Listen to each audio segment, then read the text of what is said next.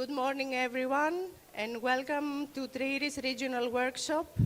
I am Vasiliki Panaretou, technical expert at the EU Affairs Directorate of Motor Oil Group and member of the TRIERES Project Coordinators team. Together with my colleague Stella Yannissi, today, hydrogen expert at the Strategy Division of Motor Oil, we are delighted to have you with us, both in person and online, as we will explore the potential of small-scale hydrogen valley solutions and the role of green hydrogen in local and regional contexts. We believe that TRIERES is more than a project, it's a step for a greener future, starting right here in the region of Peloponnese. Thank you for joining us, and we look forward to a productive day. Finally, I would like to request from all speakers to respect the time allocated for each one, as we will have a full day with interesting discussions in 4 thematic panels, and then an exciting site visit at the new HRS of Avin, and finally an afternoon gala kindly offered by Corinth Canal. I will invite now Konstantinos Hadjifotis, EU Affairs Manager of Motor Oil Group and TRIERES Project Coordinator, for an introduction message. Thank you very much.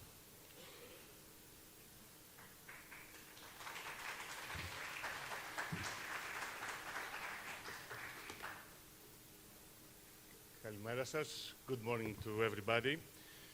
Dear Minister, dear Deputy Minister, dear Governor, dear Mayor, friends, colleagues, partners. It's a great pleasure to have you all here today. Welcome to the TRIERES workshop, an event that brings together local, national and European actors to shape the future of hydrogen in Greece and beyond. Motor Oil Hellas is proud to coordinate the TRIERES project in collaboration with 25 partners from 5 countries: Greece, the Netherlands, Austria, Cyprus, and Egypt. TRIERES is a pioneering hydrogen valley in Greece, centered around our industrial complex in Theodoroi in Corinth. It has redefined the concept of valleys, having managed to play a pivotal role in the development of hydrogen value chain in Greece. It brings together stakeholders from industry, academia, research, and public authorities, demonstrating hydrogen's potential across industry, energy, and mobility. Our aim today is to discuss and foster dialogue and knowledge exchange on how to deploy hydrogen economies in Greece, especially at the regional level, using the Peloponnese as a dynamic case study. This workshop takes place with the opportunity of setting into operation the first hydrogen commercial refueling station in Greece, a milestone for our group of companies, a milestone for Greece and Europe's effort for cleaner road transportation. As a consortium, since July 2024, we have managed to present tangible results, such as the 3 hydrogen tube trailers acquired by Motor Oil and operated by Coral Gas, the progress of the procedures for the acquisition of 3 hydrogen buses by OSI, as well as the approval by Modernization Fund to support the acquisition of 50 hydrogen buses. And I guess that my good friend Stefanos will elaborate on this. And the 2 light-duty vehicles, respectively, of the Municipality of Loutraki and Olympiaodos.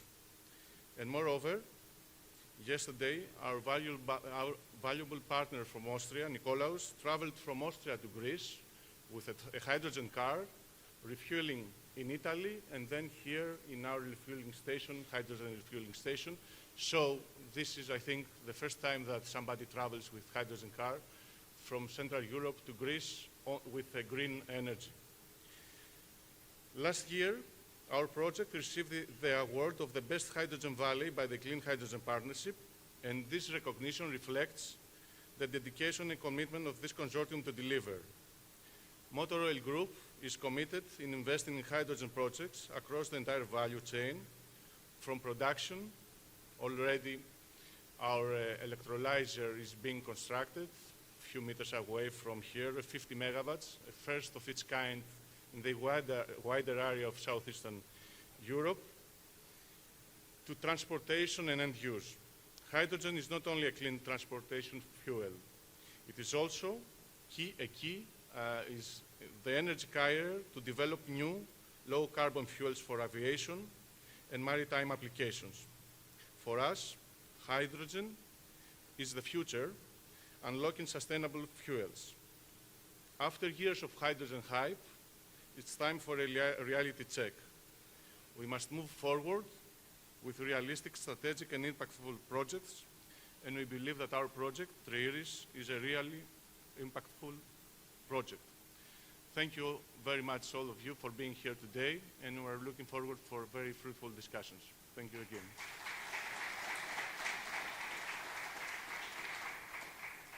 Thank you very much, Konstantinos. We would like now to display a video showing the brand new HRS station of Avin at the Agioi Theodoroi area that was inaugurated its official operation yesterday.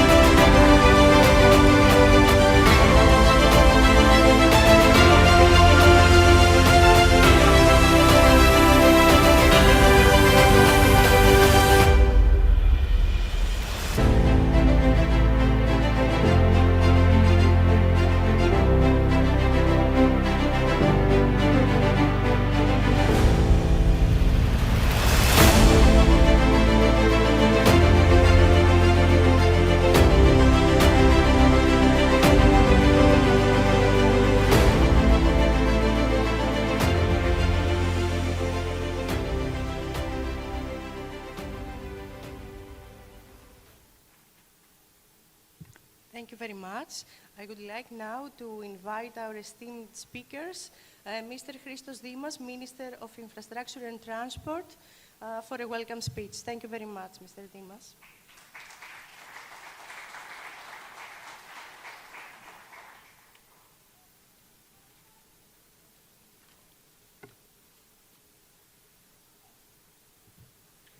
Minister Tagaras, Governor Ptochos, Mayor Gionis, distinguished guests, Project Manager Hadjifotis, ladies and gentlemen.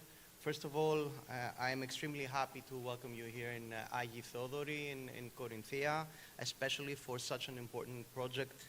The Hydrogen Society is a new socio-economic system based on the use of hydrogen as a primary energy source, replacing traditional fossil fuels that produce high carbon emissions. In the European context, the implementation of the European strategy for reducing dependence on fossil fuels, reducing greenhouse gas emissions, and ensuring EU energy security is reflected in Regulation 2023-1804 on the development of alternative fuels infrastructure. The actions resulting from this initiative are shaping a new market condition and have a significant political, social, and economic impact. Greece has some of the best wind and solar fields in the world, which make capable of producing large quantities of hydrogen through renewable energy sources. This fact, combined with the country's geostrategic position, gives it a great potential in the field of alternative fuel production. Specifically, the TRIERES project envisages the scaling up of hydrogen ecosystems across Europe through entering emerging strategic value chains. The TRIERES value extends around the motor oil refinery in Agioi Theodoroi, which in November 2024 received the award for the Best Hydrogen Valley of the Year 2024.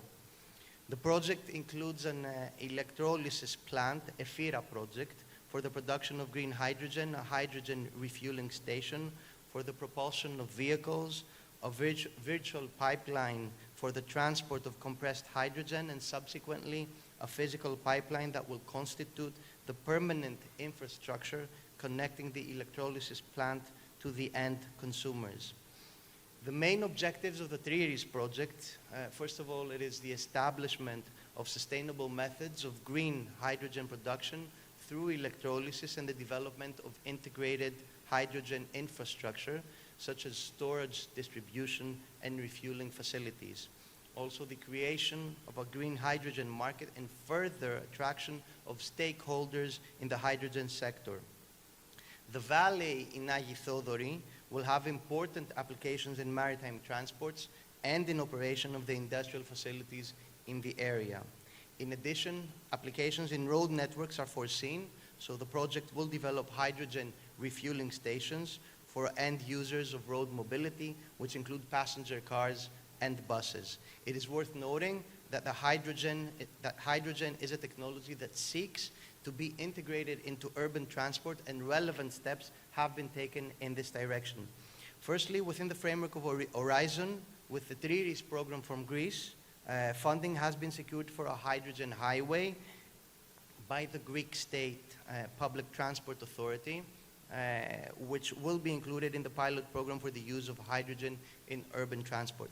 Secondly, the Modernization Fund has approved an investment proposal from the Ministry of Public Works and Transport for the supply of 50 buses, and we are in the planning phase of the tender announcement. I assume that Stefanos Ayasoglou, the CEO, will extensively speak about that a bit later on. Thirdly, the creation of a hydrogen station at the OC facilities in Anoliosa has been approved by CEF2 in collaboration with Avin. Consequently, the state is actively participating in actions for the use of hydrogen in road transport. Ladies and gentlemen, it is obvious that this is a facility that entails development prospects in the wider regions.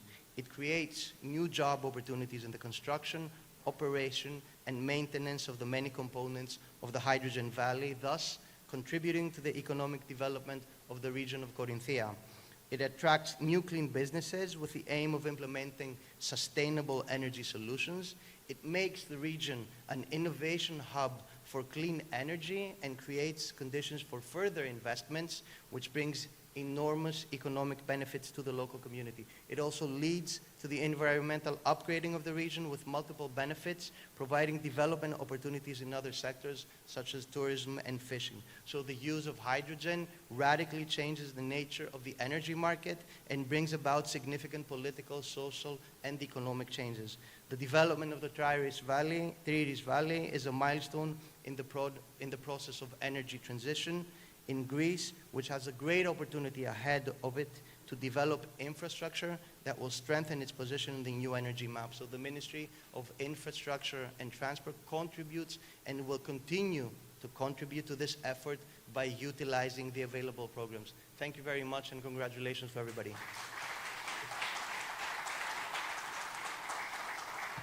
Thank you very much, Mr. Dimas. Now I would like to invite Mr. Nikolaos Tagaras, Deputy Minister of Environment and Energy, for a welcome message.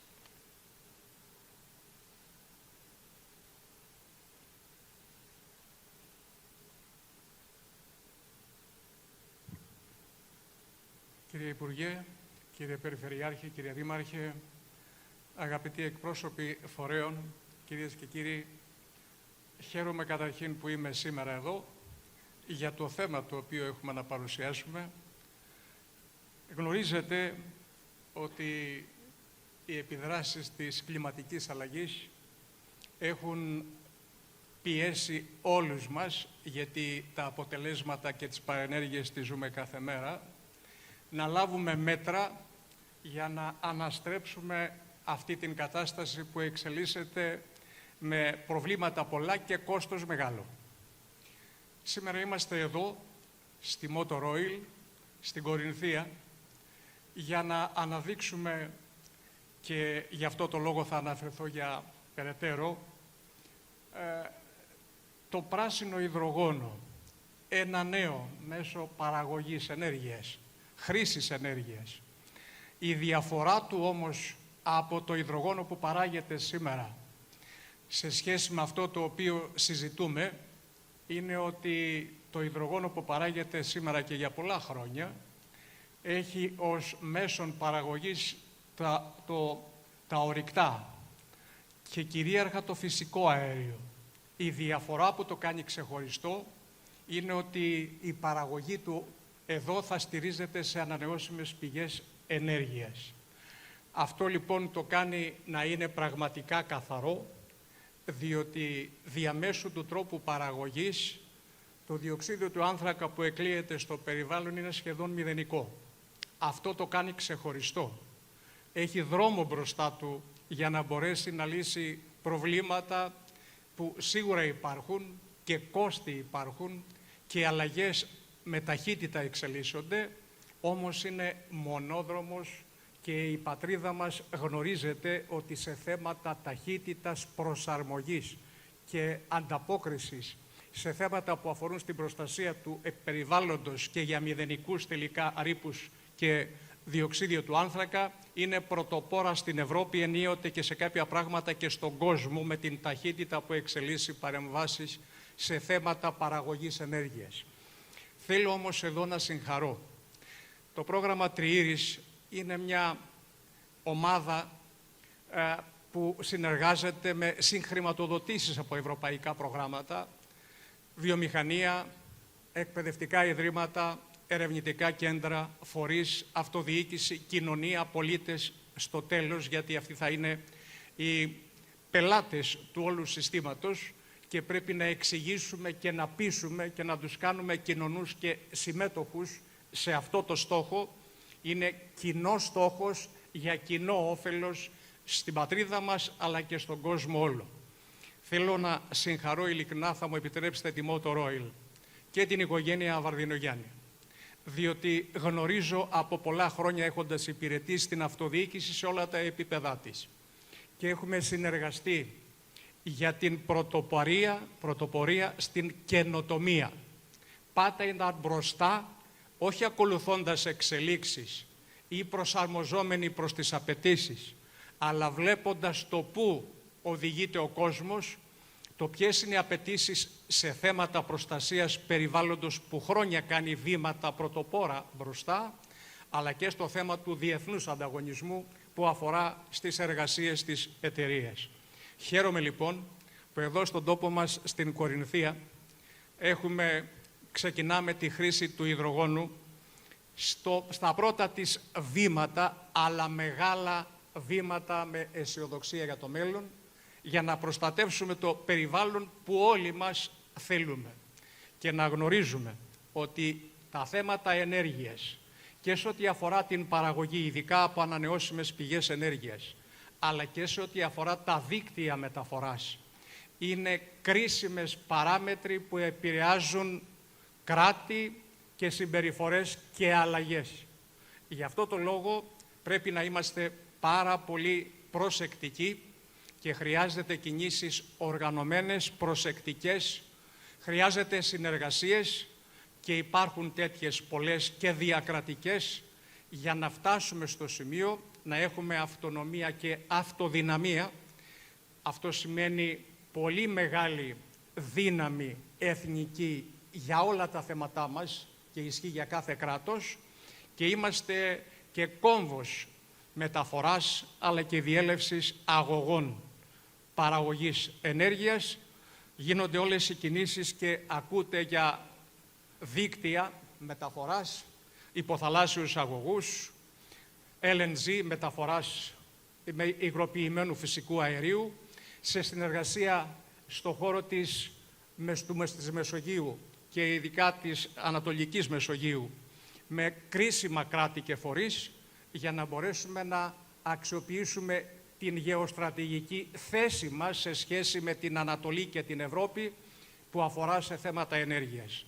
Κλείνοντας, δεν θέλω περισσότερα να πω. Θέλω να συγχαρώ όλους αυτούς που συμμετέχουν στο πρόγραμμα TRIERES και θέλω να συγχαρώ για άλλη μια φορά την Motoroil που είναι πρωτοπόρος και σε θέματα δύσκολα, αλλά πολύ όμως ικανοποιητικά και ευχάριστα που αφορούν στην προστασία του περιβάλλοντος. Συγχαρητήρια σε όλους τους συμμετέχοντες, συγχαρητήρια στη Motoroil, δύναμη σε όλους μας, συμβολή από όλους μας να μπορέσουμε να αλλάξουμε την αρνητική πορεία σε ό,τι αφορά την προστασία του περιβάλλοντος για την πατρίδα μας και για τον κόσμο όλο. Σας ευχαριστώ πολύ. Thank you very much.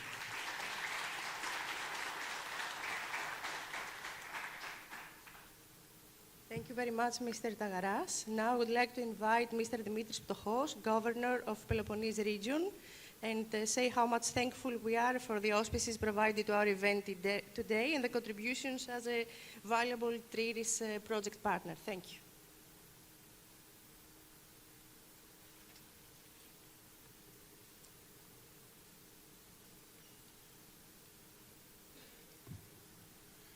Minister Dimas, Minister Tagaras, Mayor Jonis, Mr. Hatzifotis as a coordinator, estimated representatives of the European institutions, dear colleagues from local government, partners of TRIERES program, ladies and gentlemen.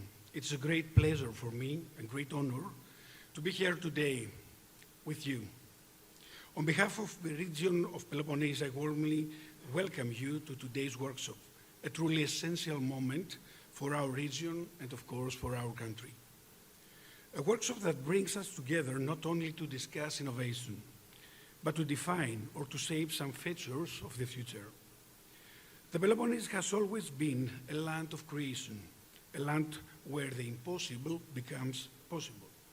From the ancient shipyards of Hermion and the port of Corinth, to Isthmus Canal and the dynamic tourism sector, our region has long known how to respect nature, promote sustainability, and harness its geographical position to drive growth.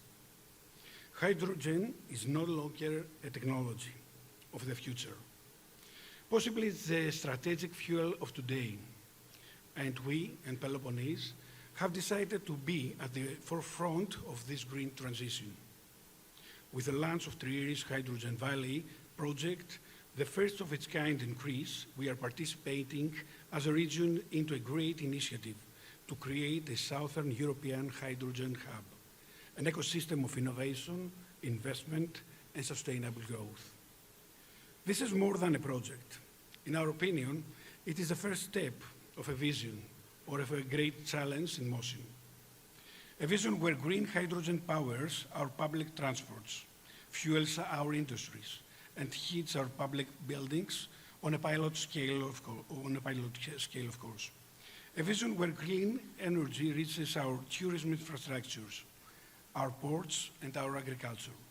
A vision where regional development aligns with European decarbonization goals and become a source of empowerment in our citizens and entrepreneurs.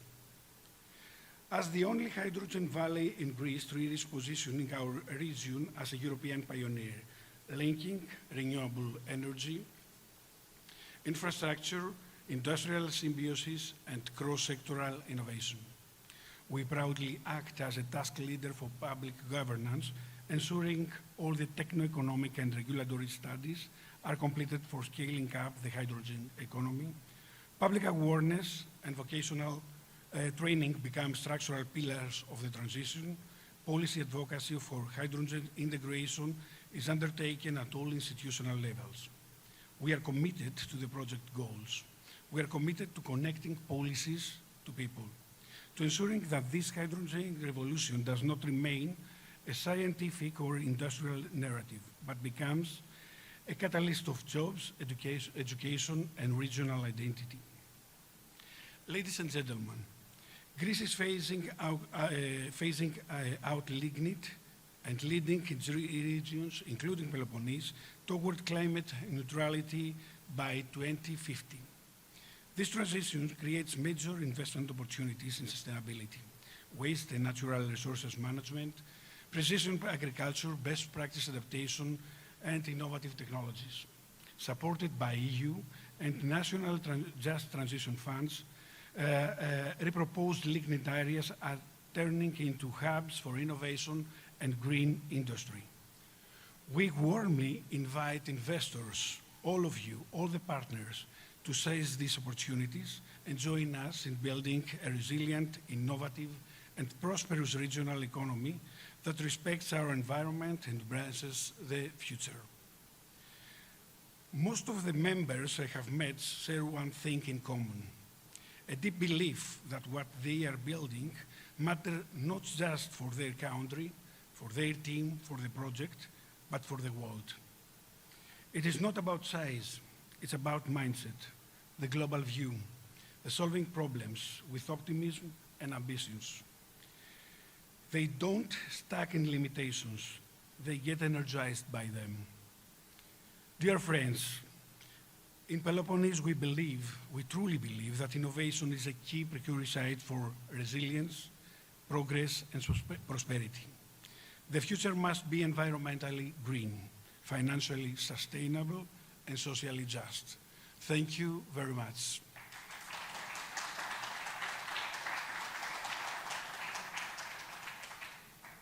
Thank you very much, Mr. Ptochos. Now I would like to invite Mr. Georgios Gionis, Mayor of the Municipality of Loutraki-Perachora-Agioi Theodoroi. Also being thankful, Mr. Gionis, for the auspices provided to our event and your continuous support to TRIERES project.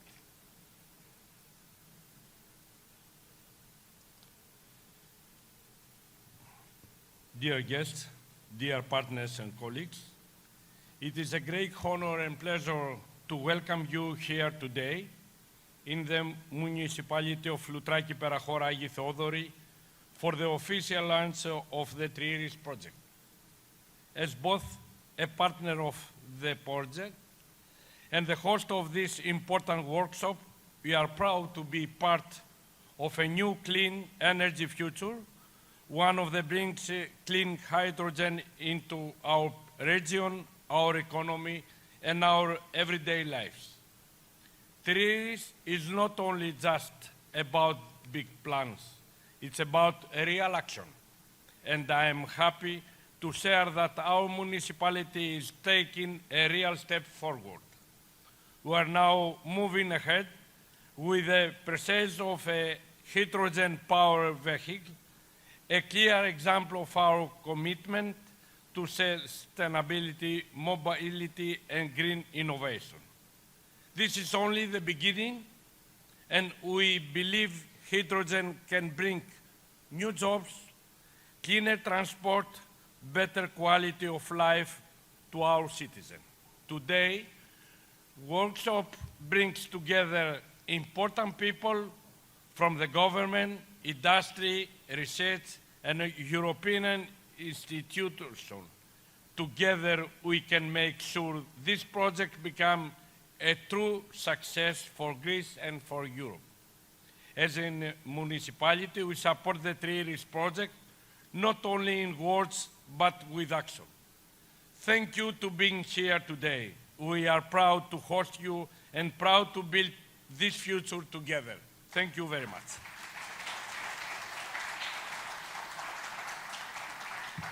Thank you so much, Mr. Gionis. Last but not least, I would like to invite Ms. Athina Foka, Head of Special Service of European Union Structural Funds for the Ministry of Maritime Affairs and Insular Policy.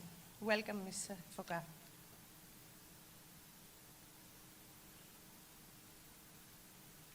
Dear ministers, dear organizers, distinguished guests, ladies and gentlemen, it is a great honor to join you today on this important workshop organized in the context of the European project TRIERES, which addresses one of the most pressing challenges of our time, the energy transition through clean hydrogen technologies. Shipping, as a major part of the Greek economy and a vital component of our insular policy, must play a leading role in this transition. The decarbonization of maritime transport is not merely a regulatory obligation and a technological challenge. It is a strategic necessity for both environmental sustainability and long-term competitiveness. The TRIERES project, by focusing on hydrogen innovation at the regional level and by promoting mobility solutions tailored to national needs and by boosting local economies, particularly in regions such as the Peloponnese, stands as a valuable example of how we can foster synergies between policy, industry, and research. From the perspective of the Ministry of Maritime Affairs and Insular Policy, and especially from Special Service for European Funds, we strongly support initiatives that pave the way for cleaner, smarter, and more resilient maritime ecosystems, both on the mainland and across our islands. We are also in a transition phase regarding the future of coastal transport. Our main concern is to ensure territorial and social cohesion, promoting at the same time the green transition. It is not an easy way ahead. It is a path that we need to cross all together, step by step, the state at central and local level, shoulder to shoulder with the market, the industry, and the research entities. I would like to congratulate the organizers of today's workshop and the partners of TRIERES for their vision and commitment. Especially, I would like to thank Mr. Hadjifotis and the Motor Oil Company for the invitation to attend this event. I look forward to the insights that today's discussions will offer in shaping a sustainable future for shipping, for regions, and for Europe as well. And thank you very much.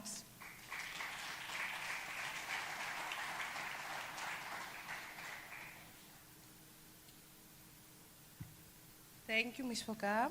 Now we will proceed with the keynote speeches. Giorgos Hadjimarkakis will provide a welcome message as well. Giorgos Hadjimarkakis is the CEO of Hydrogen Europe, a valuable partner of the Clean Hydrogen Partnership that supports our TRIERES project. Unfortunately, he was not able to attend in person. However, he provided kindly a welcome message for today's event. It's a pleasure and an honor to address this remarkable event. 5 years after Europe launched its hydrogen strategy, Greece enters the scene dynamically.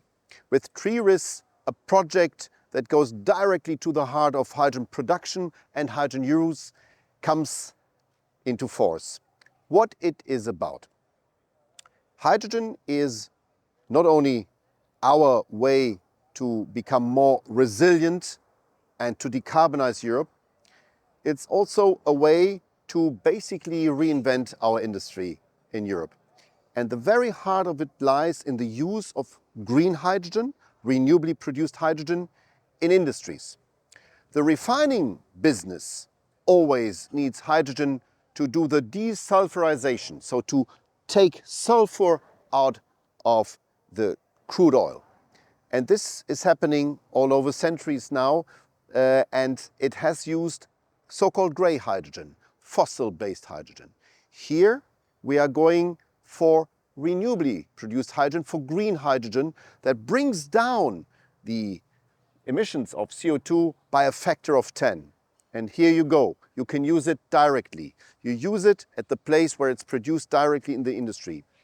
This is in new industrial policy at its best, and I would like to congratulate my Greek friends here in Peloponnesos to start this very, very important step into a greener, a cleaner, and more resilient future of Greece and of Europe. Thank you very much. We will continue now with a welcome message from Mr. Dionysis Tsimis, who is the project officer of TRIERES. always by our side, providing valuable guidance for the successful implementation of TRIERES project. As he was also not able to attend in person, we will have a welcome video from his side. Hello, everyone. It's a real pleasure to be part of this important day, even though, unfortunately, I could not be there in person. My name is Dimas, and I work for the Clean Hydrogen Partnership, which is funding Project TRIERES, and I'm the lucky project officer that gets to follow this ambitious project.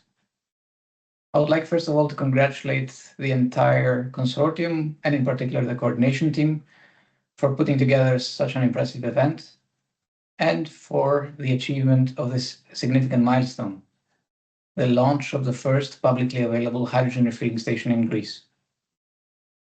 This hydrogen refilling station will be embraced and sustained by the Hydrogen Valley TRIERES through the logistical network that has been established and will eventually be connected to a third project, EFIRA, which will bring in operation a 30-megawatt electrolyzer facility. These should not be considered as isolated achievements, but as pieces of the puzzle coming together, forming the beginning of hydrogen mobility in Greece. However, we must be careful. Securing the production and distribution of hydrogen is an important first step, but in order for it to be successful, we must work collectively to ensure a strong and healthy demand for hydrogen. This means building strong business models that are viable and scalable, learning as much as we can from the successes and failures of previous installations across Europe. I'm sure that these questions will be a recurring theme in today's discussions, and I'm confident that with the diverse set of stakeholders you have gathered together, you will have a constructive and honest dialogue on how to tackle these issues, bringing us one step closer to a strong hydrogen economy. Once again, I would like to congratulate you on this milestone, and I wish you a productive and inspiring workshop. Thank you. Now I would like to invite Stefano Campagnolo, EU officer of REA project that supported the construction of the first TRIERES in Agioi Theodoroi.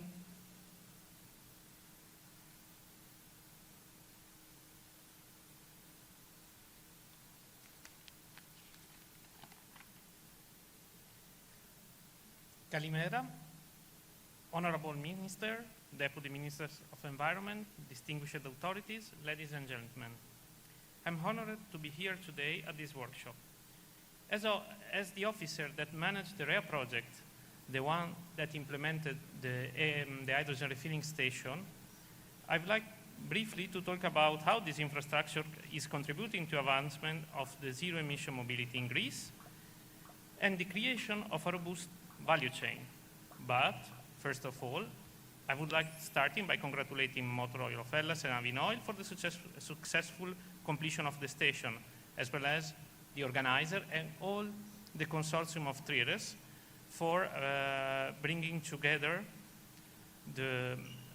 all the stakeholders. This is an example of fruitful cooperation across all government level, European, national, regional, and local, that make public and private stakeholder, research and industry discussing and sharing good practices and implementing the energy transition. This collaboration is vital for building an ecosystem based on low carbon and green energy, hydrogen. To achieve the goal of the European Green Deal and to make the EU the first decarbonized continent, and the target set by the Fit for 55 regulation, which aims at reducing the greenhouse gas emission by 55% by 2030, is essential also to implement the key action of the hydrogen strategy. All of this, what is for, is to address societal challenges and economic transformation under a cross-sectoral perspective. As you know, transport is the third largest contribution to greenhouse gases emission, accounting around 19% of all the emissions, a little bit more in Greece, with the majority coming from road transport, 65%, which counts a little bit less for Greece. To reduce this emission without compromising accessibility, mobility for both passenger and goods, as well as for the whole society, the development of alternative fuels and the rapid deployment of refueling infrastructure is a paramount. The AFIR regulation addresses this need by providing the legal framework to ensure a robust refueling infrastructure across the EU for all the modes and all fuels, electromobility, hydrogen, ammonia, methanol, along the major transport axes and nodes. And to support this, the investor, the Alternative Fuels Infrastructure Facility, the acronym is AFIF, under the Connection Euro facility is available. Is managed by CINEA, my employer, the European Environment Executive Agency, and targets the decarbonization of transport with an overall budget of 1.5 billion euro between 2021 and 2026. However, it's not only a public grant. AFIF operates as a blending instrument combining the public funding with the support coming from financial institutions. Why? Because first, it's a reaction of the scarce EU funding, public funding, as well as a strategic way to involve private investors. Since 2021, AFIF supported around 40 projects on hydrogen, resulting in approximately 152 hydrogen stations and 22 electrolyzers to be built in Europe. And the REA project contributes to this effort by delivering the first hydrogen refilling station in Greece, publicly available, providing in the future low carbon and green hydrogen, both at dual pressure for light and heavy duty vehicle. This will serve both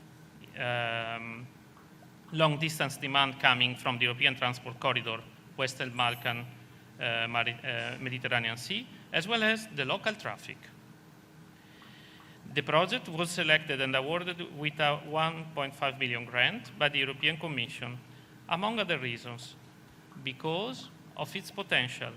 It's a sparkle for the development of hydrogen mobility in the region, in Greece, and wider also in the Western Balkans, being one of the first hydrogen refilling stations and becoming a test bed also for overcoming technical and administrative barriers. So it has delivered not only an hydrogen refilling station, which you are going to visit later on today, but also it brought two additional projects in Greece under AFIF, one along the Olympia Odos and another one in Attica near Athens, dedicated to buses serving urban areas, which faces significant challenges for reliability of service and other conditions.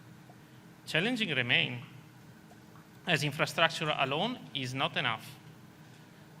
To fully realize the benefit of the investment, such as reduced emission noise, vehicles, of course, must be integrated in the solution, but also it's necessary to make a further step. A project such as REA would have a lower impact as standalone investment, unless coupled with other initiatives to stimulate an hydrogen-based ecosystem that promotes financial sustainability and offers new opportunities for jobs and for the investment. In conclusion, I wish to emphasize the importance of collaboration and coordination among different initiatives and stakeholders. By working together, we can build a comprehensive and sustainable hydrogen ecosystem that benefits not only the region, but Greece and the EU. And I look forward to today's discussion about future challenges and lessons learned. Thank you very much again.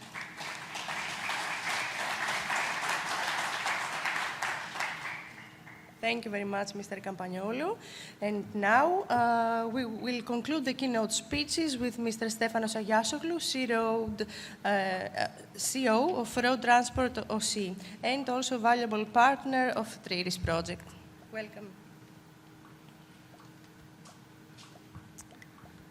Good day, Mr. Minister, Mr. Deputy Minister, Governor of Peloponnese, my good friend, Dimitris, Mr. Mayor, my partners in this magnificent project, TRIERES, Motor Oil, Mr. Hatzifotis, and distinguished guests. I'm very proud to be here today, and I tell you why. A few years ago, when OC changed management and the new government started its policies, it was decided to go for a renewal of our fleet, which was one of the oldest in Europe. We had a fleet of 15,000 buses in 1,500 buses in the region of Attica, and of course their mid-age was about 19 years old. So it was a very optimistic project, to say the least, that we had to renew the full fleet in a few years. It wasn't just a renewal, it was a change in technology. Because from fuel-based buses, we went into electrical buses. That doesn't change, does not renew the fleet.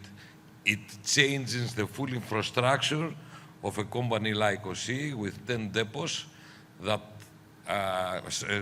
10 depots, 3 of which were electrical because of the trolley, so we had some knowledge about electricity, but the rest were fuel depots, and now we are here today with 5 electrified depots, and at that time, when we were discussing the change in technology and the movement into electricity, my dear friend Konstantinos Hatzifotis and the Motor Oil Group came to us very early and started talking about hydrogen. Now, for a company like ourselves, that I just explained where we were at the time, it was a mad idea to discuss about hydrogen and hydrogen buses. And yet, here we are today, very proud, not only to be discussing about hydrogen and hydrogen buses, but to have to say a few things about them and have made reality what then was considered madness. First of all, we went together and we acted very fast and became a partner in this magnificent project, TRIERES. We are a net user of the hydrogen that will be being produced here in Agioi Theodoroi, with at least 1 bus, and we hope the ministry will help us pretty soon with our demand for public funding for another 2 hydrogen buses, so we'll have 3 altogether. 1 we have already because the funding is here from TRIERES, and the other 2 will be very helpful in participating in this particular project. But not only that, during this time, during the discussion of the renewal of the fleet, as I said, we are now electrified. We have 240 electrical buses already operating in Athens, and we are expecting another 125 in the beginning, middle 2026.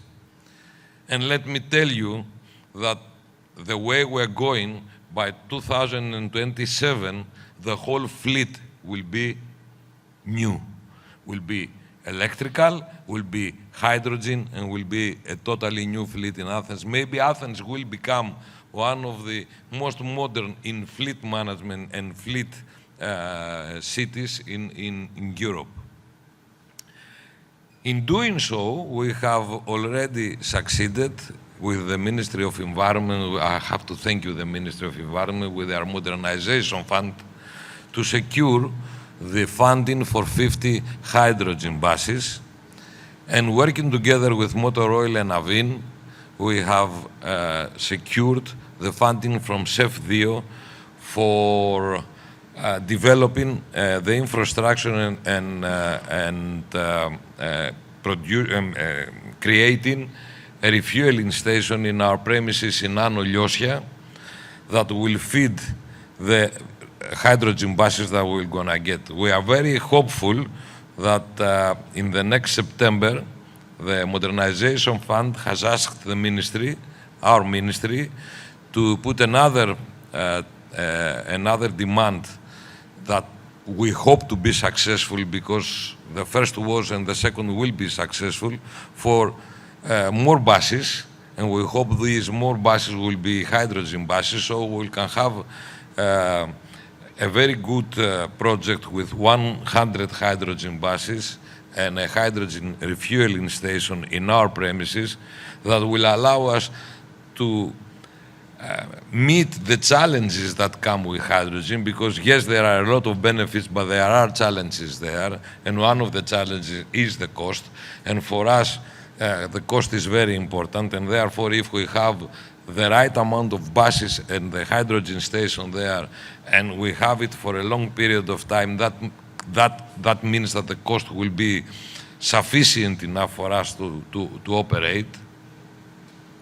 So therefore, something that started as an idea, something that started as a government policy that was really and became reality very fast, as we now in the middle or even more than the middle of renewing our fleet. And now we have the pleasure of being part of this magnificent project and participating not only with the 3 pilot buses, or hoping to be 3 pilot buses, but also with already the funding for the 50 buses, and hopefully in September for another 50. And will probably be one of the capitals of Europe that will have this mix of fleet that will create change in the whole Europe. So let me just tell you that that hydrogen doesn't just fuel buses, it fuels change. And let me invite you to all get on board for that. Thank you very much.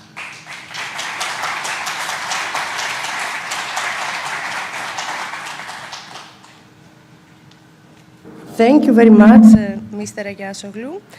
Before going to the first panel discussion, I would like one more time to thank our esteemed welcome speakers, Mr. Dimas, Mr. Tagaras, Mr. Ptochos, Mr. Gionis, and Mrs. Foka, for your valuable support to our event, for your nice speeches. We know that you have a very heavy schedule ahead of the day, so thank you once again for supporting our TRIERES project.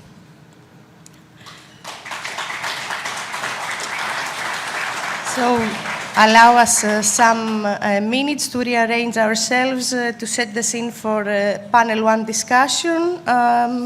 So this panel will explore the dynamic development of hydrogen economies at local and regional levels, highlighting real-world case studies and innovative hydrogen valleys as leading examples in the transition toward sustainable, low-carbon energy systems. This session will be moderated by Nikolaos Davos, co-founder and manager of the Cluster of Bioeconomy and Environment of Western Macedonia, known as KLUBE, a driving force in advancing hydrogen technologies and sustainable innovation in the region. Vasiliki, should we start or should we wait a few minutes? Then the coffee break and schedule. Yes. Can I borrow your microphone? Thank you so much. Okay, please, can you all get... Yes, yes.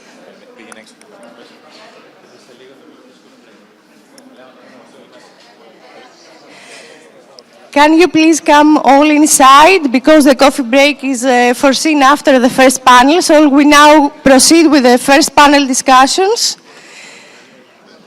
Please all have a seat, and we will have right after this building hydrogen economies at local and regional level, the coffee break.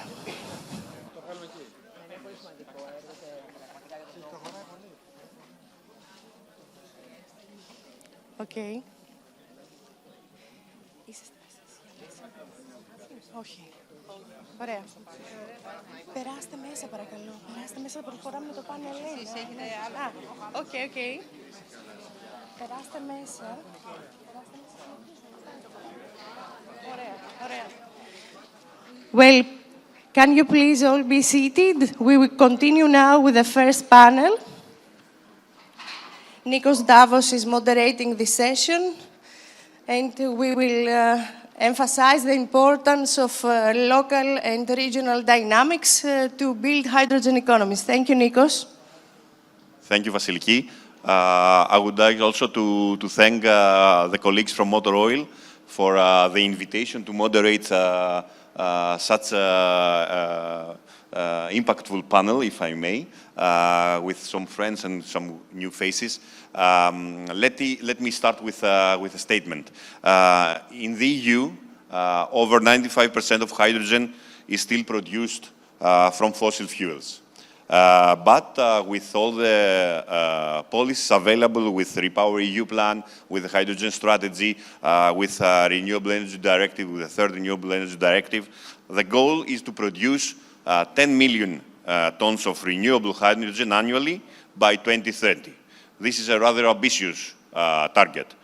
In addition, by 2050, clean hydrogen could meet up to 20% of the world's energy needs in global level. Achieving this ambition starts at local and regional level, as we stand here in the region of Peloponnese. And Greece is trying to stepping up as a regional leader, at least in the Southeast Europe, in the hydrogen economy. With the region of Peloponnese already implementing one of the EU's and Greece first hydrogen valleys, and if I may, for our region in Western Macedonia, following fast in research, infrastructure, but also skills development. I'm here to start the discussion, this very interesting panel discussion on building hydrogen economies at local and regional level. So, I have esteemed colleagues here with me. I will start on my left with the only lady in the panel. Unfortunately, we need to do something with the gender balance in the hydrogen sector. This is a fact. Ms. Rachel Haralabidou is a production and management engineer with specialization in industrial management. She is the Mayor's special advisor for planning, coordinating and management of national and European projects. Second, close friend, Mr. Patrick Knuben. Patrick is the founder and initiator of Hydrogen Architects, a specialized advisory on energy transition and predominantly developing hydrogen ecosystems and hydrogen valleys. And he is a partner also for the TRIERES Valley. Patrick brings to the table his vast experience spanning more than 25 years in the energy and transition business, as well as a refined networks of stakeholders and partners. Patrick is supporting, defining and designing novel hydrogen projects over the spectrum of innovation to investments in the national and international arena, contributing to the goals of the EU Green Deal and its succeeding policies. Patrick also is supporting various organizations like High North and hydrogen valleys in the Netherlands. Patrick is also the architect of Heaven, a game-changing cross-sectoral EU national and regional supported green hydrogen value chain program through which the North Netherlands have become the first hydrogen valley of Europe. He is involved in many national as well as international initiatives, such as hydrogen valleys and ecosystems in Ireland, Greece, Scotland, Slovakia, the Baltics and Brazil. Patrick's emphasis is with a special focus on the South and Central European Mediterranean arena, since these regions will be gaining the function of a main hydrogen route to Europe. Furthermore, Patrick is a partner in the InClear, a corporate finance specialist. Thank you, Patrick, for being here. Our third panelist is Nikolaos Fleischaker, if I pronounce it. Sorry. you changed the line. No worries. He graduated from the Bundesreal Gymnasium in Innsbruck and earned multiple degrees in civil engineering, environmental engineering, and domotronics from the University of Innsbruck. Since 2012, he has worked there as a university assistant and later as a senior lecturer in structural engineering. In 2014, he co-founded FEN, Sustained Systems GmbH, with his father serving as technical manager and since 2025 as managing director. He co-founded the Green Energy Center of Europe, home to the Codex Partnership and two research centers, E-West and High West, which he leads as CEO of FEN Research GmbH.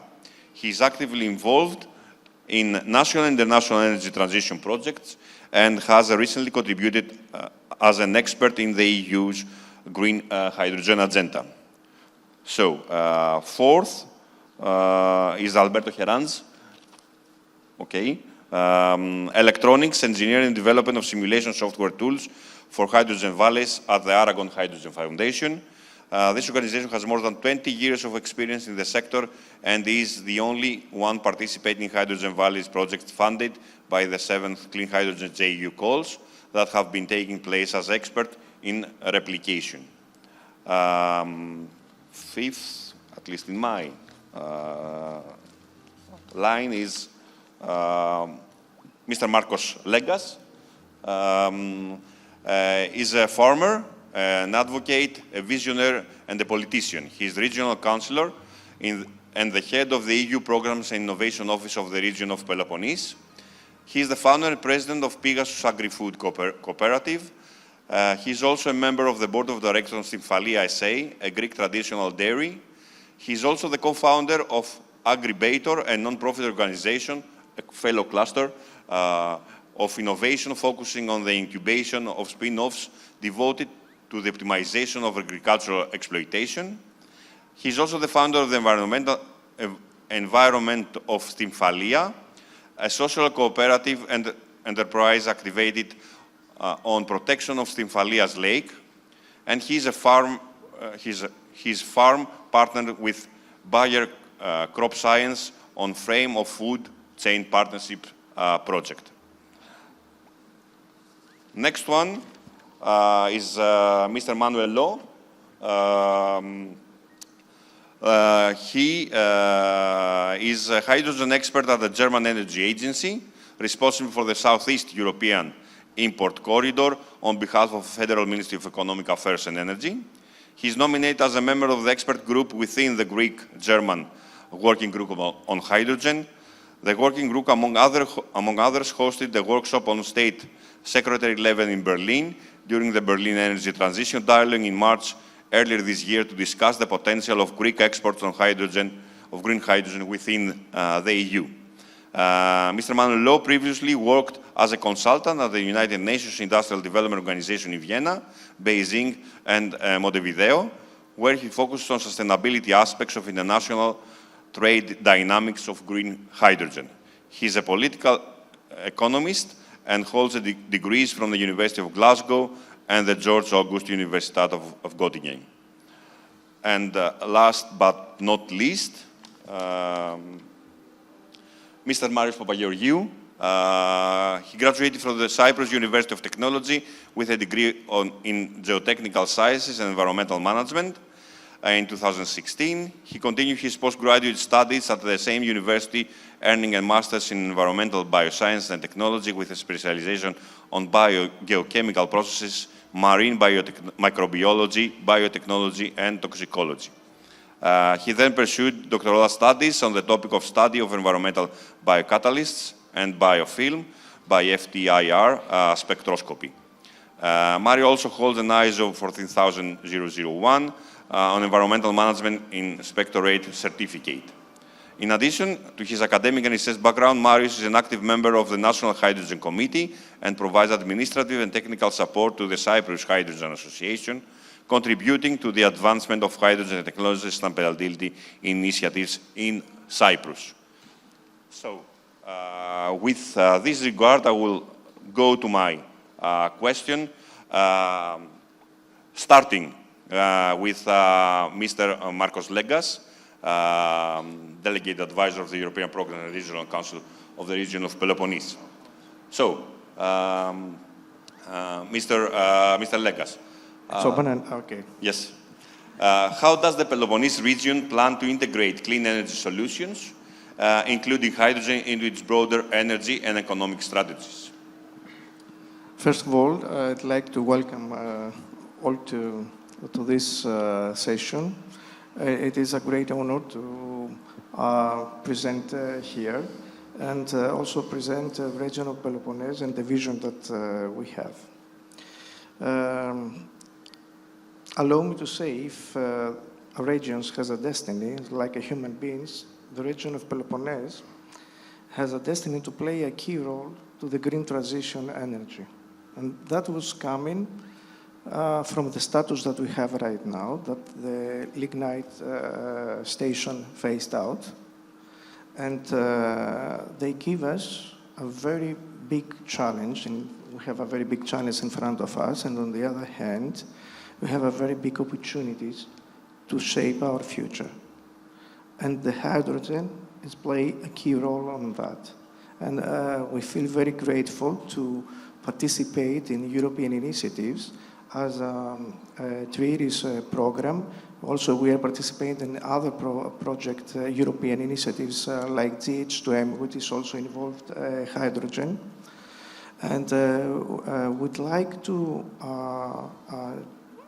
introduce and create together with Motor Oil and all the others partners an ecosystem which is focusing on the needs that the region of Peloponnese has. Of course, we align with the Greek Greek laws and targets and goals that we have for the energy, but we must focus and see what is the reality of Peloponnese. And the picture of the reality of Peloponnese is we need to support the tourist sector, the agricultural sector, and that means that we must change in our strategies and our policies and to support and passing the use of the hydrogen to that sectors in order to be more competitive in the future as a farmers, as a tourist, as a hotels, as a tourist generally sector. And it's not so easy to say that, okay? We faced, because it's something new. And the people, they believe that the hydrogen is coming, it's a rock science, it's coming from the space. But the reality is completely different. And today, we're going to have the opportunity to visit the first station, and we are very proud to this station is here in our region. Thank you very much. Thank you, Mr. Legas. We have common things, the region of Peloponnese, the region of Western Macedonia, which I came from, with the phase out of lignite and all the transitions that are taking place. So you are leading the way with this first commercial HRS. So we thank you for supporting the project TRIERES. I may go to Ms. Haralambidou, Mayor Special Advisor, and go from regional to municipal level. How can municipalities contribute, particularly to the development hydrogen infrastructure on a local level? We go from the regional now to a more local level. I think it's fine. You can. Thank you.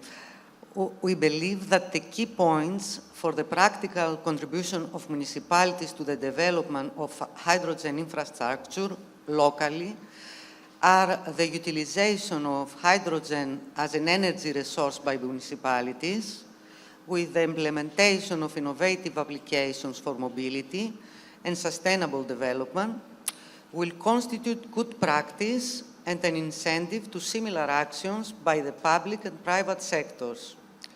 The priority they give to their environmental policy, adopting actions such as the promotion of RES and energy update of their infrastructure, and at the same time, the successful dissemination of these actions and the awareness of the local community. Our municipality already utilizes geothermal energy and photovoltaic systems, while it has declared its participation in the Peloponnese energy community. Other key points, we think that they are the completion of their special planning with the special urban plans for approved land uses, which will facilitate the licensing procedures for the establishment and operation of infrastructures. Adequate civil protection plan and the implementation of the measures and actions proposed are going to enhance the residents' sense of security. The improvement of their performance related to their digital upgrade, the smart city functions they incorporate, and the efficiency and speed of their operations, particularly those functions that affect the servicing of business initiatives. The development of synergies and networks with universities, technology parks, and innovation businesses, and the hosting of technological entrepreneurship hubs may be our key point too. Particularly important is the planning and implementation of targeted and effective publicity actions to raise awareness of local society on environmental issues and on issues related to the use of hydrogen and the development of hydrogen economy in the region. Issues such as safety of use, contribution to the local economy, strengthening employment, creation of highly specialized jobs can contribute significantly to the promotion, acceptance, and active participation in the activities of the Hydrogen Valley. Finally, it is useful to mention that the municipalities, through their collective body, the Central Union of Municipalities in Greece, can propose corrective actions and fruitful additions to draft laws. However, they can point out weaknesses in resources and claim financial tools for the implementation of their project, especially when this concerns cutting-edge technologies and serves European and national energy goals. Thank you. Excellent points. I will keep the raise awareness issue on the municipality level, which is very, very, very crucial. And from regional, local, I will go again to national level and to our brother nation of Cyprus and Mr. Papageorgiou.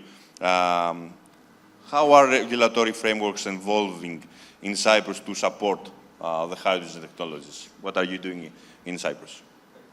First of all, I would like to thank you for inviting me to this important and timely workshop.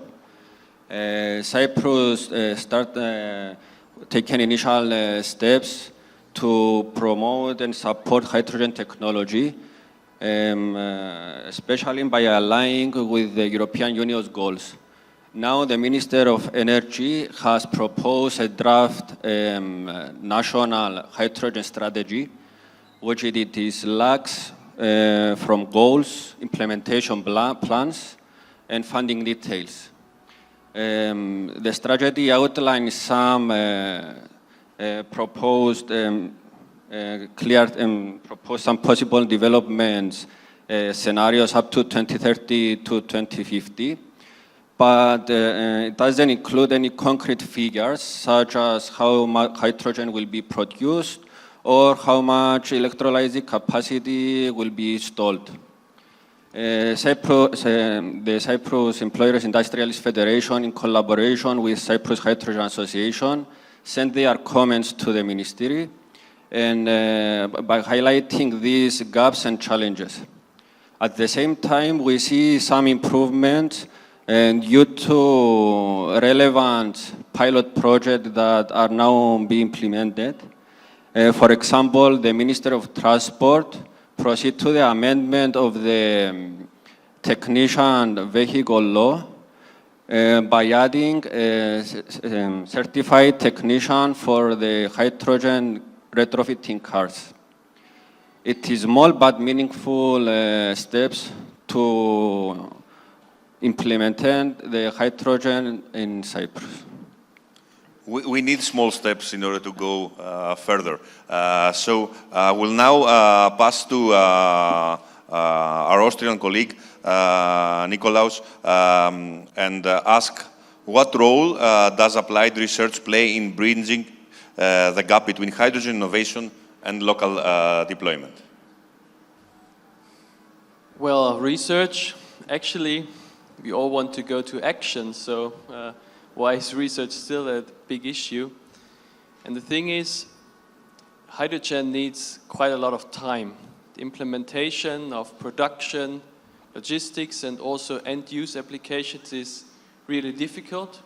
We already heard in presentations before, you have to face environmental issues, you have to tackle social issues, but most of all, cost is the major thing. And what we see from the past is that it takes much, much longer than we all want it to take. And this is a big issue for the companies. Today, we don't have a business case. We only have the vision of a business case. And the time constants in this process, they are quite long. So we are not talking about 1, 2, 3 years. We are talking about 10 years and more. And this is where research, and in special applied research, comes in, where we see research copes with these times of 10 years, 20 years. There it's not an issue, and there it's normal that things take time.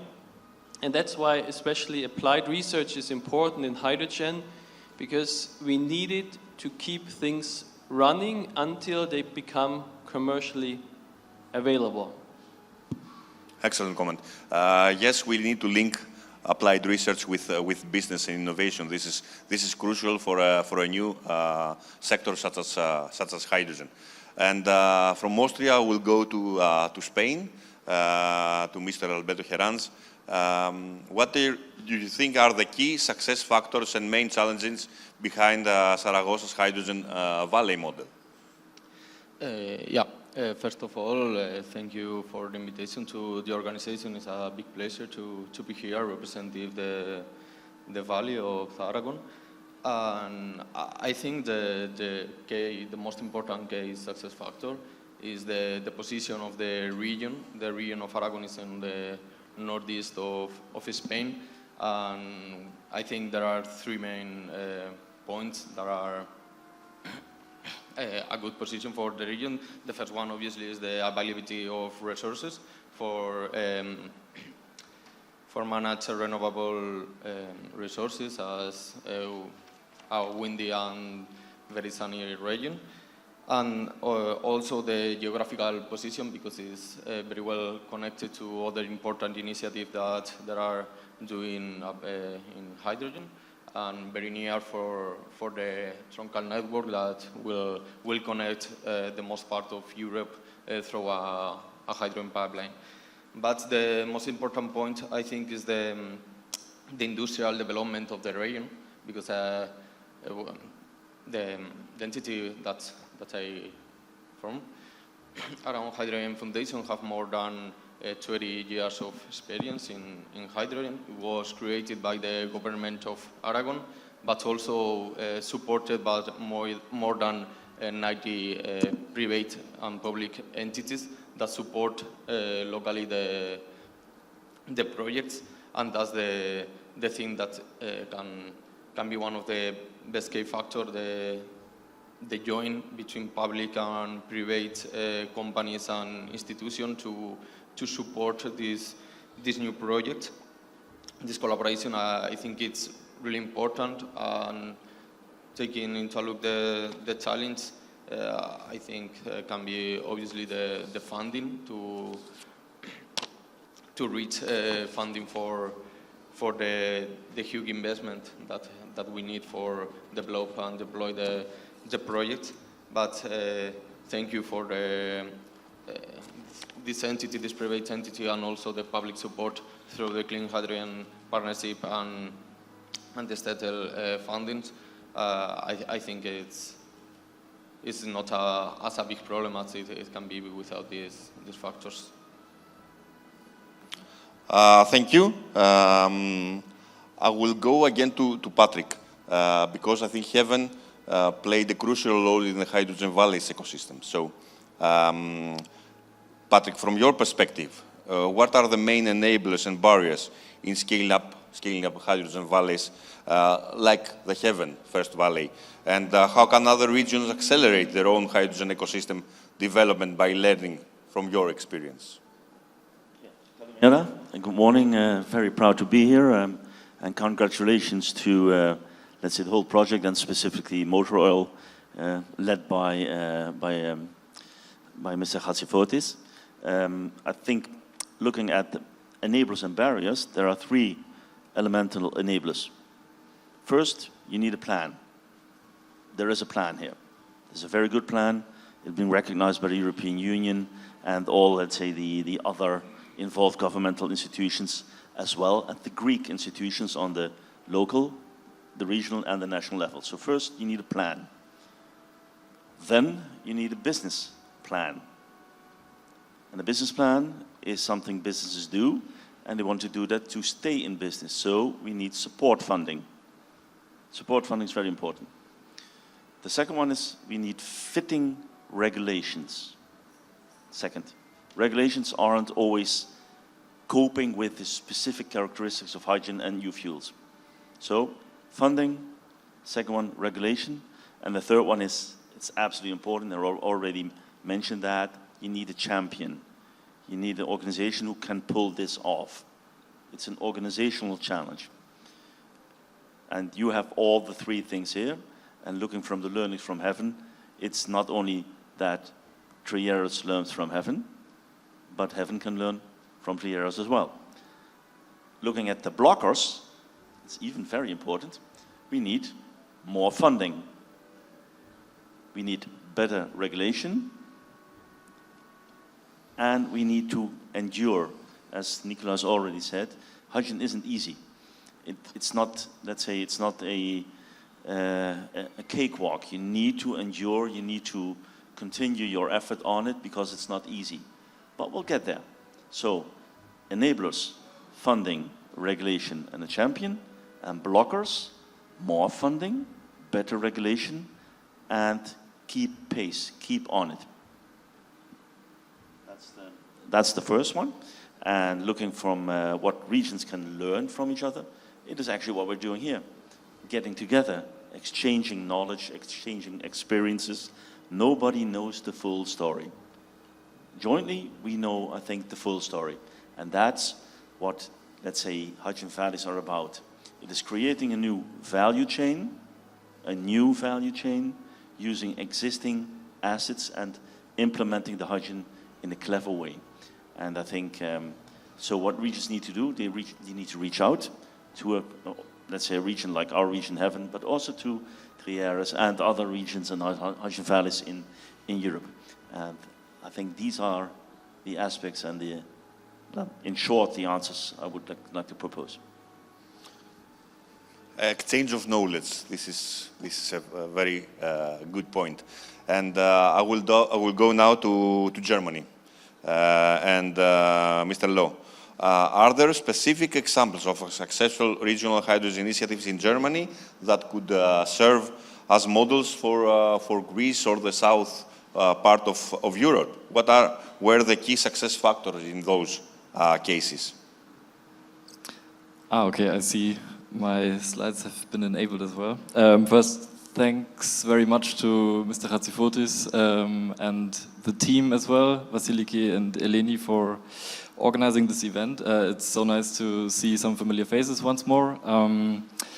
I represent the German Energy Agency, and in our capacity we support the Federal Ministry of Economic Affairs and Energy in the implementation of the National Hydrogen Strategy. And this goes along different dimensions, among others international cooperation, such as the Greek-German Working Group on Hydrogen, but also within Germany we look into the market uptake for hydrogen projects. And one thing I would like to talk about is the so-called living laboratories of the energy transition.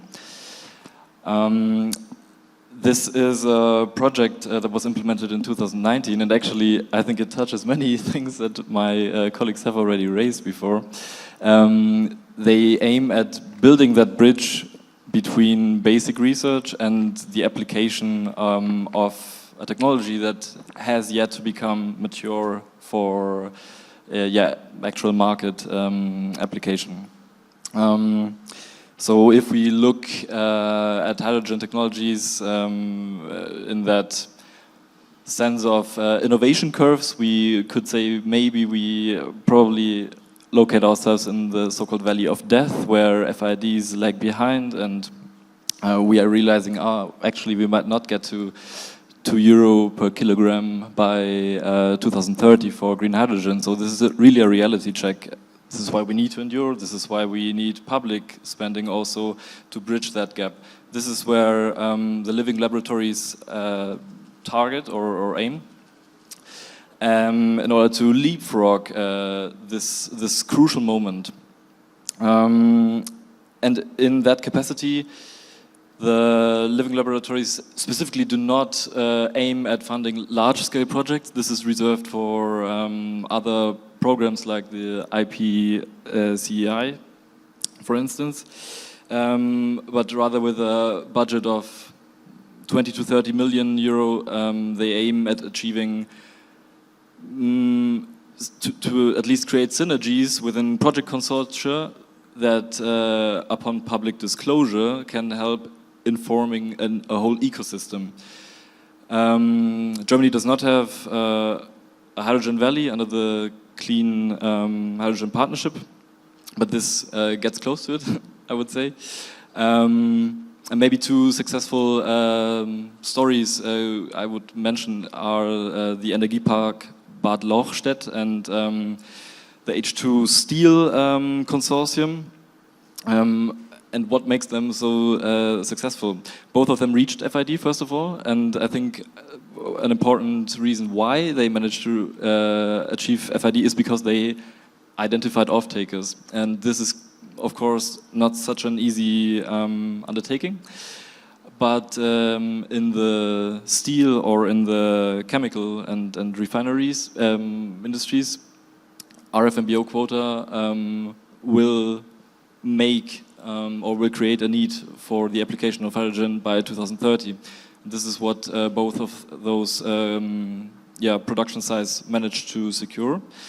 And the Trailblazer project, for instance, by Air Liquide, is the first German hydrogen production that got a certificate for green hydrogen. And this is interesting because by these success cases, by these front runners, the whole system can learn. They belong to a consortium, so now the whole ecosystem can learn on how to get the certification over the line as well. And this is why, in short, I would also vouch for very close cooperation within these networks, like the valleys are or the real-world laboratories. Thanks. Thank you also. You tackled some very interesting things like certification, like matching production with consumption. These are key elements for a successful valley, either it is funded by the Clean Hydrogen Department or other funding schemes. And I will go back to Mr. Alberto Herranz, but with a different hat. What are the strategies for scaling hydrogen pilot projects into full regional ecosystems in Ireland, representing also the SH2 Amrock Valley in Ireland? In the case of the Shamrock project, we as partner, our work package leader of replication, I think the idea, or I don't think it's the idea of the project is to create this starting in micro hydrogen valleys in very local communities, and with all of this learn by the stakeholders and get the techno-economical data and operational lessons and with all this information from different micro hydrogen valleys, integrate into a more regional roadmap, focusing in this case in the part of Galway, and with this more evaluated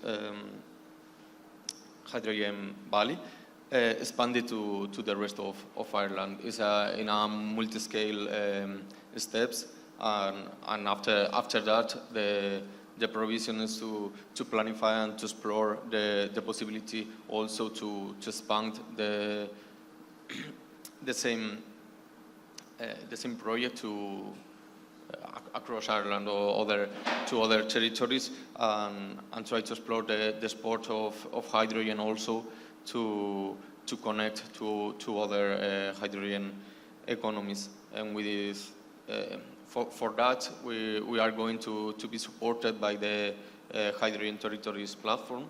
That is a platform that we are creating, funded by all the valleys that we are forming part in Aragon Hydrogen Foundation, and with that the idea is to try to get the techno-economical data for previously to deploy and develop the new valley or the new territory, and with all this information data driven, try to expand in these multi-scale levels. Excellent. So from going around Europe, I will return now to here to Peloponnese and Greece. From the perspective of the region of Peloponnese, would you consider to use funding through regional and national funds like ESPA, like Regional Development Fund, to support hydrogen applications in the region of Peloponnese? We can say, I rephrase your your question. Show me the money, okay? Okay, to invest and also to support the business and the people that they want to move forward to the hydrogen technology. Absolutely, yes. We're going to do it. And we are in contact with the managing authority of the regional fund. And I'd like also to remind you, early in the morning, in the initial speech of our governor, it was very clear that he called investors, operations, businessmen, that they want to come in Peloponnese, and especially in the area of Megalopolis, that there we have right now also efficient funds and money to support this. And according to the project that we have in TRIERES, we have 3 years in front of us to approve and also to have the courage, the political courage to do it. Let's give you an example. Let's go and focus in a municipality, and we need to give to them funds in order to, for example, to buy a new heavy vehicle, or to, if we want to support the tourist sector.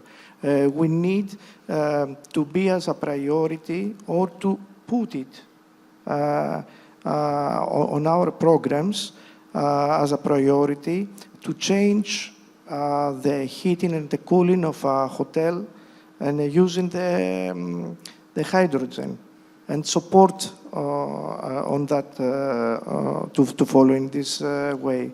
And of course, as a region of Peloponnese, okay, we put a target at the end of this project to our headquarters in Tripoli, the buildings, the main building, to heat and cool by hydrogen. It will be the most creative example to give to all the other partners around us. Thank you very much. I see a great vision for the region of Peloponnese, and this is good. And of course, the money are important. The funding is important. You have the regional funds, you have the structural funds, but also you have the Just Transition Fund that could integrate, let's say, hydrogen technologies. But going again from regional to municipal level and raising again the awareness thing.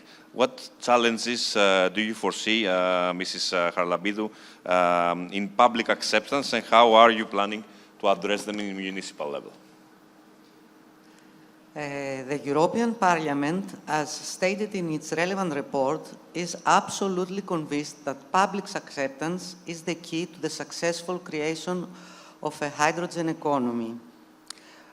We believe that the creation and consolidation of a strong safety culture will contribute significantly to this public acceptance, especially in local communities.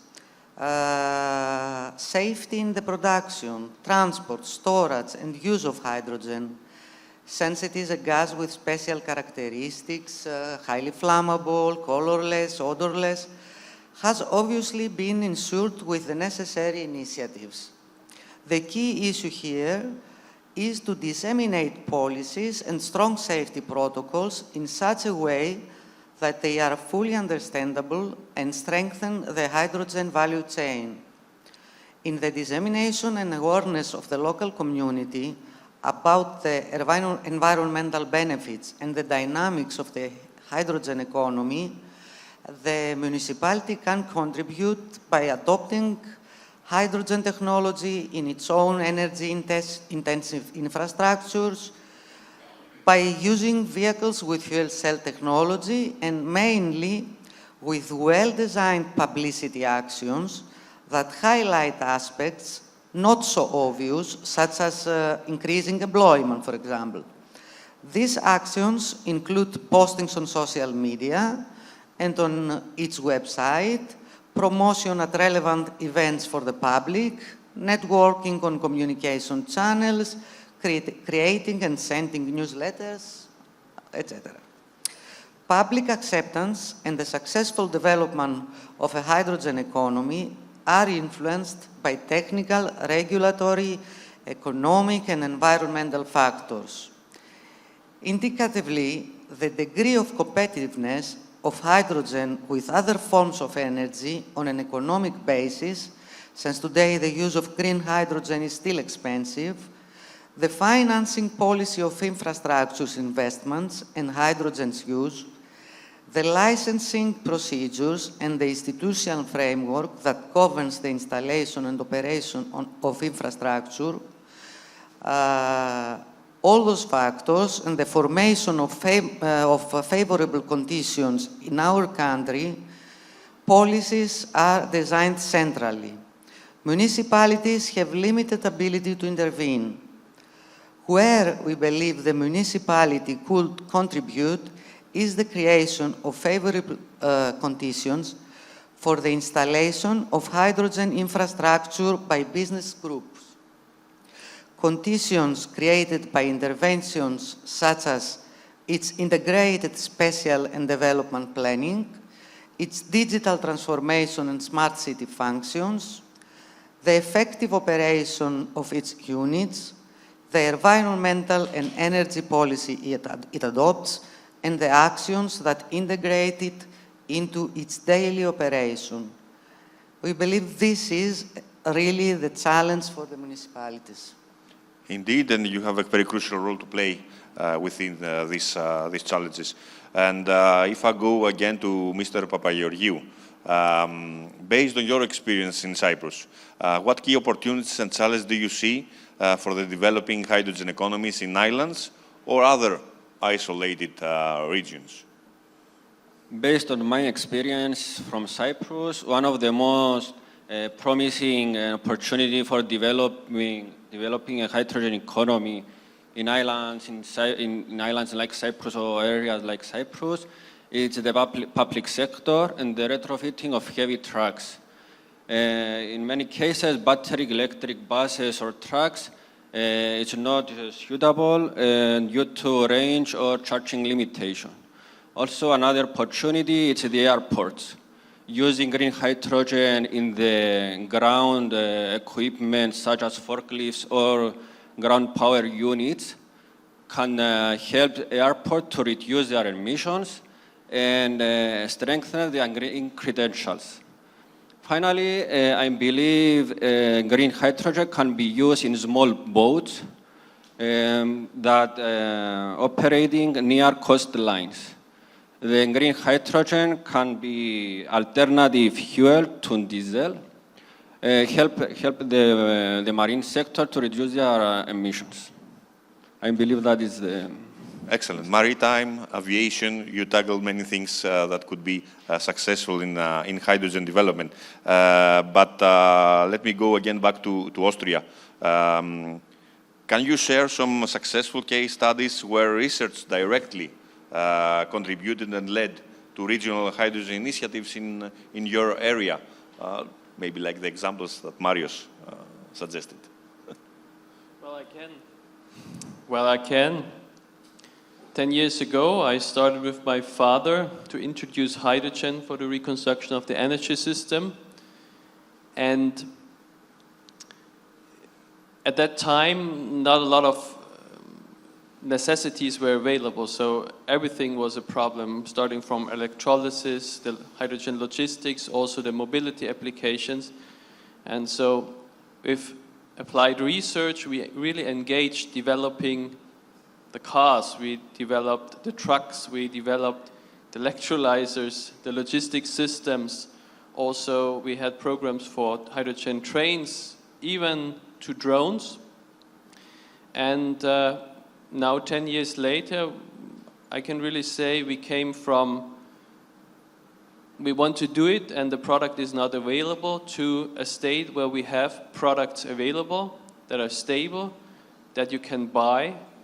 With maybe the only not so nice thing, they're still too expensive. But the good thing now is, for example, if you had for cars, 10 years ago, it was not even possible to buy one. And if you did, it cost maybe 200,000–300,000 euros, one car. And you didn't know if it will break down in after 1,000 kilometers or 10,000. And now we know, okay, you get a guarantee for the car, it's 200,000 kilometers, it's reasonably priced, it's more affordable. And so there is already a big step taken. And that, in this regard, we could also make a big benefit in our region with our regional hydrogen valley, which is called High West. And to Dana, because there was the question, there is no German hydrogen valley yet. We submitted one with our German friends, so let's hope that this is also will become reality. And one last thing, maybe, we came here with the hydrogen car, which was already mentioned yesterday. It was quite a tough ride, but it worked out. It's standing in front here and applied research. So if anyone wants to research the car, wants to take a drive, just come up to me and then we will do that. Excellent. Quite a challenge to come here by hydrogen fuel cell car, but still you've managed it, and thank you for that. This is a living learning lab lights outside the hotel.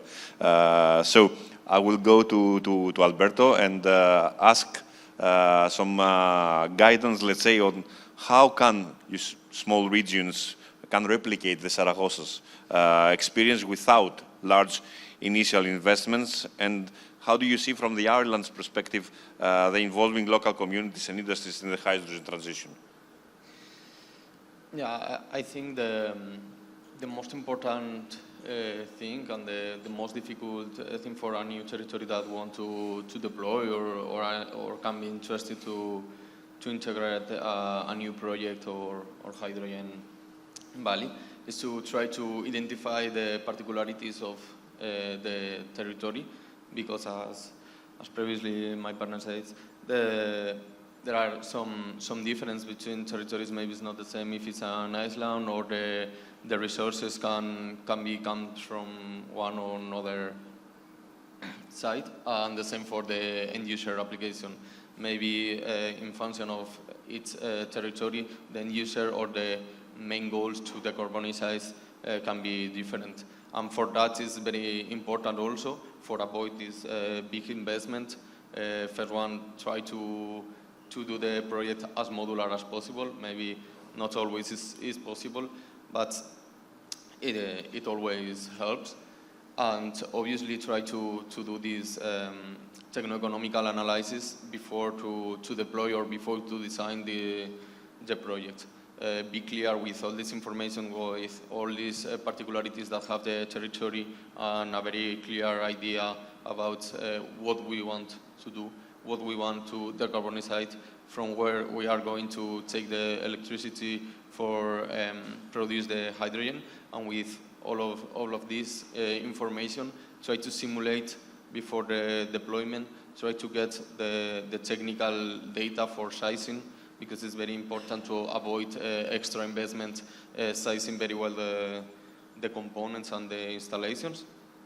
The same for the economic. Try to obtain a realistic data about how many investment will be needed at the start of the project, but also during the operation. The CapEx and OpEx are always very important for avoid these like surprises along the project, and also the business models to try to identify how many money, how many results economics can have the operation or the exportation or sale of the final product that can have the end user applications.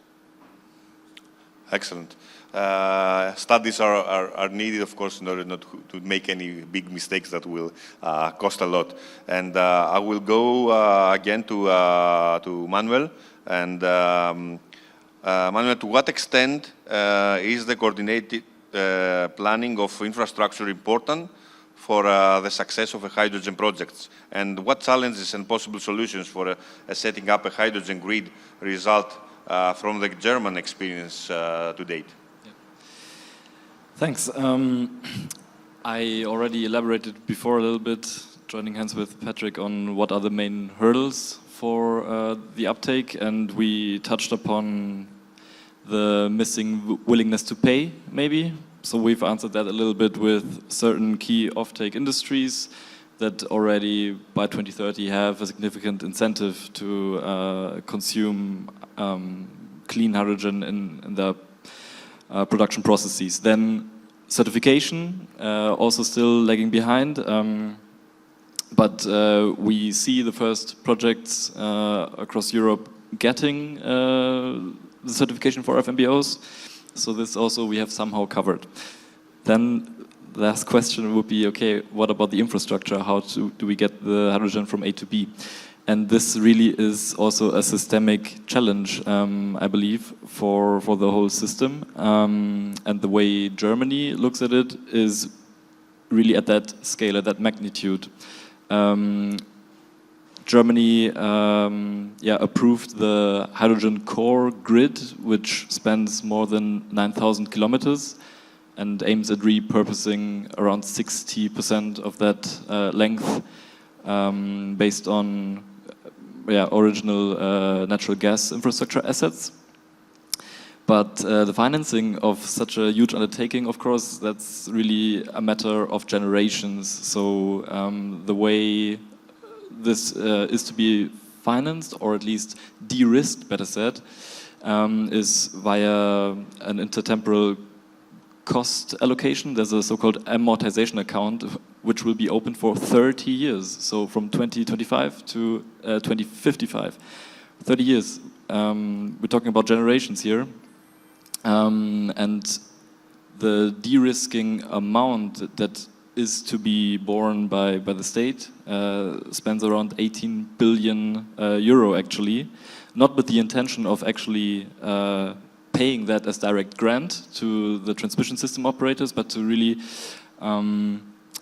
bridge that financing gap that will incur in the years where bookings of the infrastructure do not suffice to pay off the initial capital expenditures borne by the transmission system operators. So this is really to incentivize a first functioning ecosystem, enabling that. We see the first tracks being built and coming into operation this year actually already. Only 100 kilometers in total, but they exist. And these are the small success stories I believe we should still value as we continue. Because the infrastructure planning is crucial for project developers after all, right? If it's not clear how exactly the molecules will move, it's hard to get FID as well. And this is also from a system planning perspective, a not so easy endeavor. The core grid spans certain key regions where we see a lot of offtake, traditional offtake, like in the chemical industry, steel industry. But we will also have to face the question, okay, what happens with very remote off-takers? Can they get the large quantities of hydrogen via pipeline? Is it possible to reuse also the distribution systems? And this really remains to be seen. We believe that it's important to prioritize certain hard-to-abate industries where we cannot go without hydrogen. And for the rest, also really looking into where can we electrify and where can we go with other energy efficiencies. Thank you. Infrastructure will play a key role, and of course prioritization is a key element in order to set the basis. And I will finalize this very interesting panel with Patrick. Patrick, looking ahead, what role do you see for hydrogen valleys like the Heaven playing in Europe's broader climate and energy targets, and especially in relation to cross-border cooperation and the market creation of hydrogen, the complete hydrogen value chain? Yeah, thank you, Nikos, for this very complex question. Yep. But in the end, you know, hydrogen valleys is about creating an ecosystem. So getting this new ecosystem in place, we need, let's say, certain support from the public, but also from the private side. So again, more funding, better regulation, and of course, maybe a bit undervalued, but it's coming better on the map now. Stimulating offtake, promoting offtake, making offtake easier, as can be done through the very interesting example of public transport, as demonstrated by OSI. That is very interesting to use, let's say, a transition in that, and actually going for buses and public transport is what we started with in our Heaven project, because we started with buses. We were searching for a few buses, hydrogen buses in Brussels. Suddenly the buses weren't there anymore because they were allocated. So we engaged in creating a hydrogen valley, an ecosystem, to also make it easier for the other participants to step in. So actually de-risking on a regional level by connecting projects. So, and taking that to another level, I think regions should really look into these hydrogen valleys, because looking at this region specifically, a region needs a business. And hydrogen can create a new business for these regions, creating prosperity for all the people living in the region, the industries there, and that's also emphasized by Mrs. van der Leyen in her maiden speech 2023, where she said, I want to have more hydrogen valleys. I want to have 100 hydrogen valleys globally, of which 50 in Europe, to bring economy, to revitalize the economy in rural regions. So hydrogen valleys can do that, and I think looking at TRIERES, you can see that this is working. And looking for the cross-border initiative, that is also very important, because, you know, if these valleys are still working in splendid isolation, it will never work. So you need to connect them. It's like using, let's say, olive oil droplets. If you put droplets of olive oil on a paper and they stay isolated, they will stay a droplet, but if you smear them out, they will connect. So in that sense, the small hydrogen valleys, which are small, let's say, markets, can become bigger through a very effective learning experience. You have to learn by doing. And looking to my colleague on the left side from Dena, there are several hydrogen valleys being promoted now in Germany, because Germany and the Netherlands are very close to each other. I think there are 3 or 4 even, and that's a very good thing, but also looking to the, let's say, the Mediterranean region, more the southeast Mediterranean and Balkan regions, I think we need to have more hydrogen valleys here. And then we touch upon a very sensitive subject, which is always we need more funding to de-risk these developments. At the current, we have 19 hydrogen valleys in Europe funded by the Clean Hydrogen Partnership. There is a submission now in the past call of 35. If there will be only 5 winners, which we can congratulate the winners with, of course, but we will have 30 disappointments, and that's not good. Yep. We need more funding to do this, and we need more funding to de-risk the, let's say, the bold steps industry take, like motor oil. Everybody, of course, saying it's easy. It's not easy. It costs a lot of money, and it's very difficult. And you can de-risk that by putting the money where your mouth is. So I was very glad with I think the 2 national ministers, the regional minister, the governor, and the mayor, that they are so much promoting this development, and it's rightly so.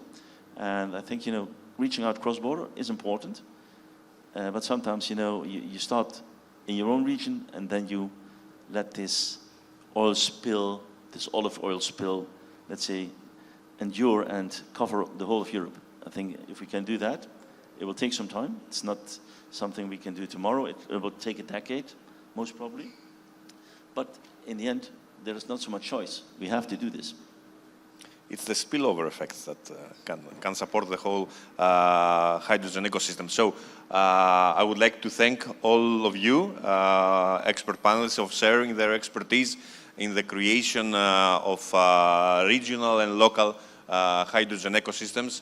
And again, I want to thank Motor Oil for inviting us all here, on behalf of also of you, for this excellent first panel.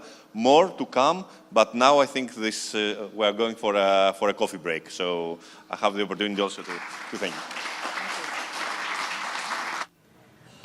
We will continue now with the panel Hydrogen Mobility. I'm Stella Yannissi, hydrogen expert in motor oil, and I will guide you through this second part with the panel session. Hydrogen mobility stands as a pivotal aspect of the hydrogen economy. So this panel aims to explore current advancements and future prospects of hydrogen-powered vehicles within the TRIERES Valley and not only. So Professor Dimitris Liris from the National Technical University of Athens, a TRIERES partner as well, will be the moderator of this panel. So, yes, you can start.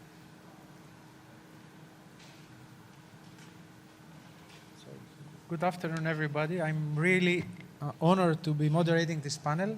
I will just briefly invite all the panelists to have a seat, and then we will continue. So I would like to kindly invite Mr. Alexandros Archondidis, Mr. Sokratis Hanos, Mr. Konstantinos Dasios, Dr. Elias Karaiskos, and Mr. Petros Zorapas, in the order that are written on.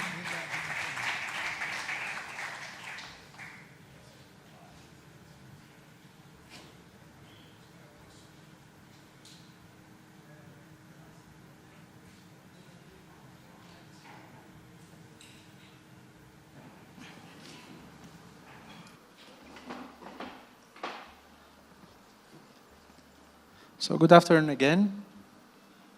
I'm really honored to be here indeed. This panel will focus on how hydrogen infrastructure and mobility solutions can be deployed effectively, especially in regional and in the island contexts, and we'll try to explore if there are early investment opportunities, if there are scalable models, and we will try to deal both with the entire, let's say, chain, both the supply and the demand for hydrogen. And with us, we have I will invite them now in a different order. Mr. Petros Zorapas, who is commercial manager at Avin Oil. I will just say a few words for every panelist so that you have a brief view of his background. He's a mechanical engineer from NTUA, a fellow mechanical engineer, with an MBA in management studies. He has a long working experience in the energy and fuels industry. He started his career in Asprofos, went through Royal Dutch Shell, and then since May 2018, he has been the commercial manager of the company. He has a long experience in various roles in operations, technical and regional operations, technical manager for Europe and Africa for Shell. Was CEO of Shell and Motor Oil Aviation for Greece, Bulgaria, and Cyprus, and established a joint venture between Shell and Motor Oil with a scope of marketing and supply of aviation fuels and under the Shell trademark. Then we have with us also Mr. Konstantinos Dasios, commercial manager for Coral Gas. He has been with the Motor Oil group for the past 17 years. He has worked for a long period in various managerial positions, and last year he has taken over the position of commercial manager of the company. He is a mechanical engineer as well with MSc in robotics. We also have with us Mr. Sokratis Hanos, who is the Technical Support General Director of OC, Road Transport. Mr. Hanos has been working for more than 20 years in the field of public urban transportation. He serves as the Technical Support General Director of OC. He's a mechanical engineer as well from NTUA, with an MSc in Engineering and Management from the University of Bradford, and an MSc in Naval and Marine Science and Technology, also from NTUA.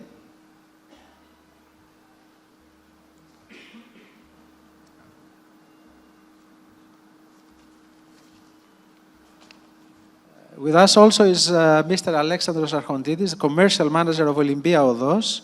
He has served this position since 2018, but he has also held the role of concessionary representative overseeing the operation and maintenance agreement with Olympia Odos.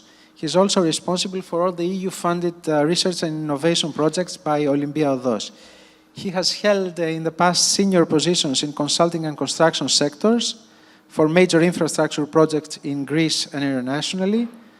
His portfolio includes work on the development of the Hellenic Cadastre, large infrastructure projects also in the Balkans, Romania, and also in Asia, like Karachi in Pakistan.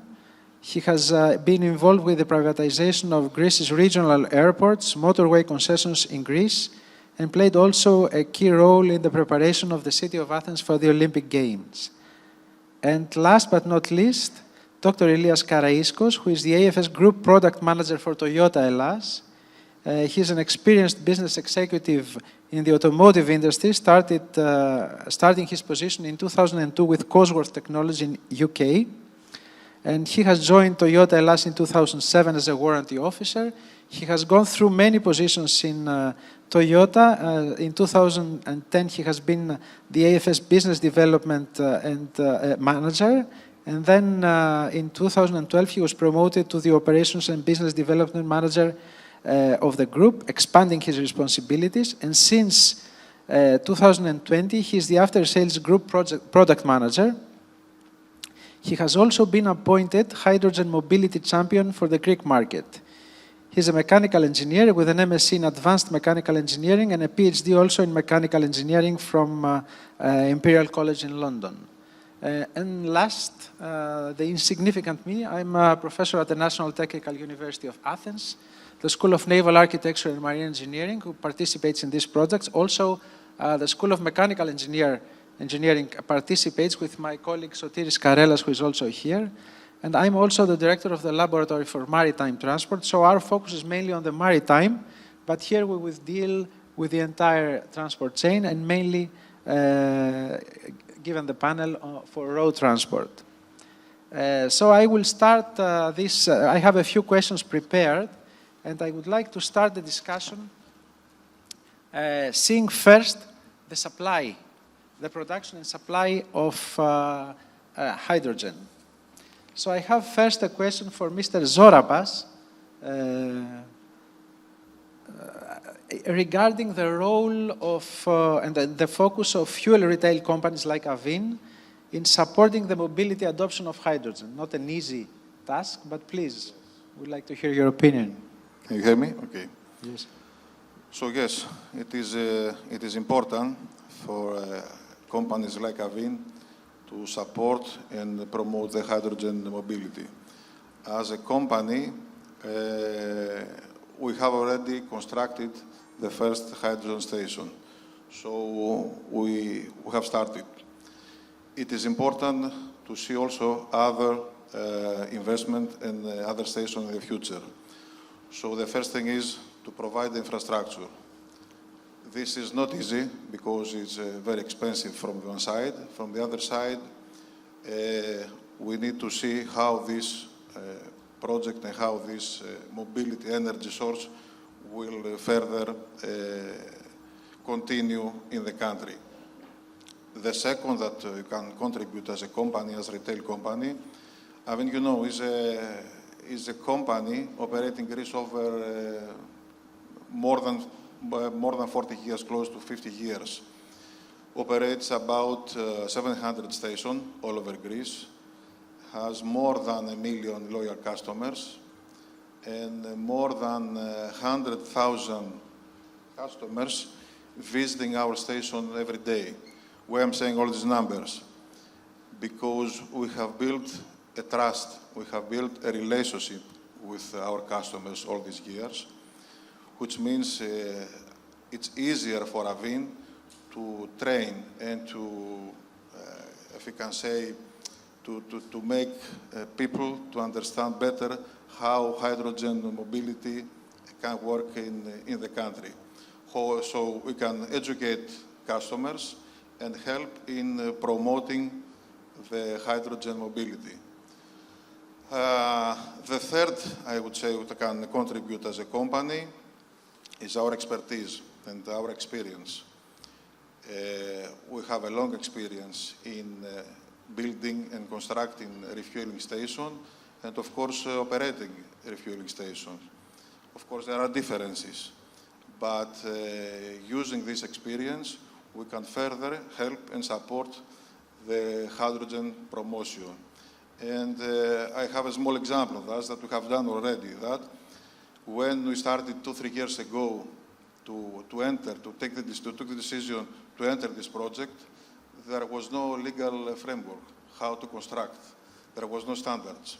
So we have cooperated with relevant authorities and ministries. We have provided our expertise on that, and finally, we managed to have this in place. And based on that, we have constructed our station. So practically 3 things to summarize. The first is investment, we have done already. And the second is to educate and train our customers and customers in general. And the third is cooperation with authorities, using our expertise and our experience on that. Do you also see your role, for example, in educating other companies like competitors? Look, because you are the first yes, now in this area. If this is for the benefit of the industry and for this energy source in general, yes, you can cooperate even with...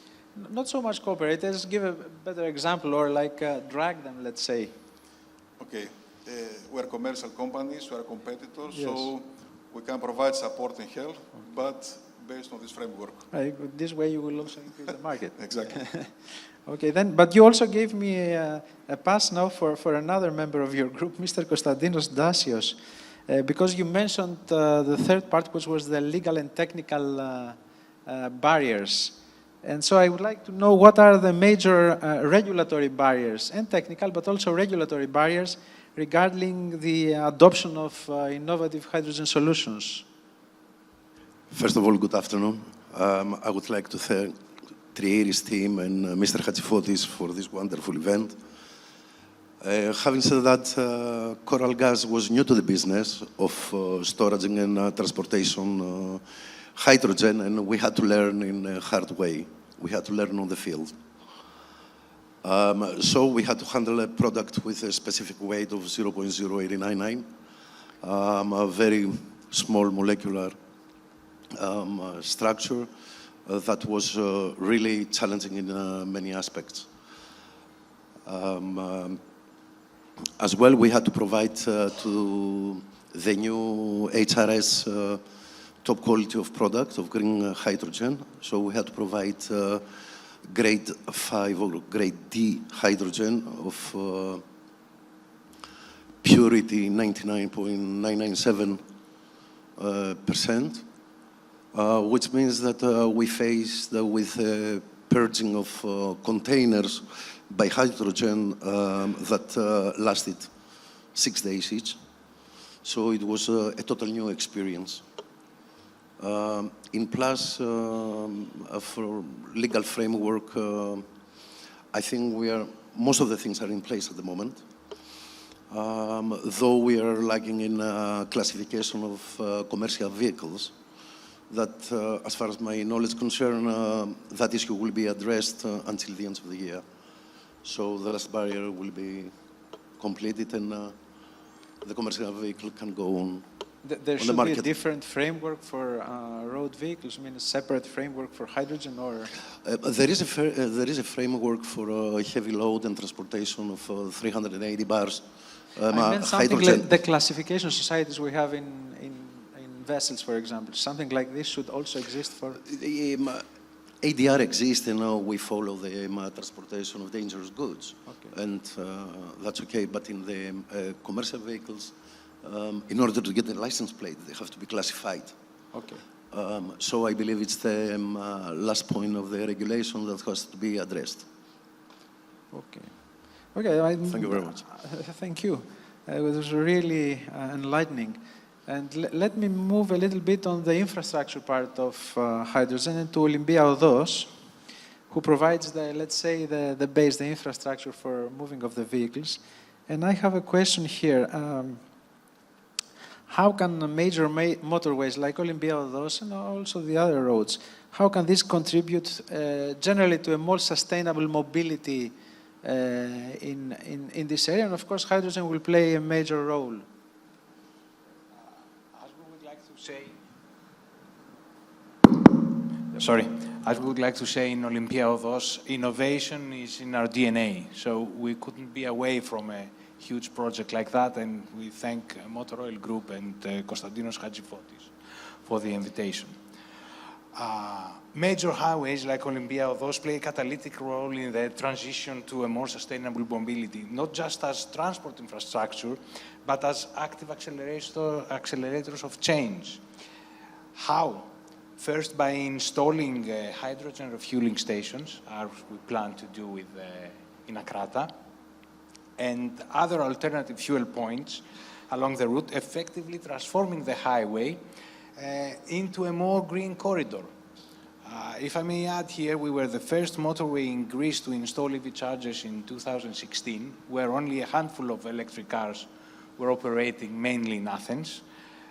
We were the first to have green motorist service station by transforming all the buildings to energy classification, even for the ones that are not obliged by the regulation, like the fuel stations. Okay, we plan to reduce our carbon footprint by 2030 to 0, and we have a huge project by installing PV parks of 9 megawatt-peak, and also adaptive lighting and various other innovations. That's why we call innovation is in our DNA. And the other thing we need to do is leveraging technology to monitor, manage, and reduce the energy footprint, as the projects I've said to you, whether it's smart tolling or other innovations. And third and most important is by collaborating with local authorities, logistic companies, vehicle manufacturers to pilot clean transport technologies, okay, such as hydrogen power trucks or fleets. Okay, highways are not just roads.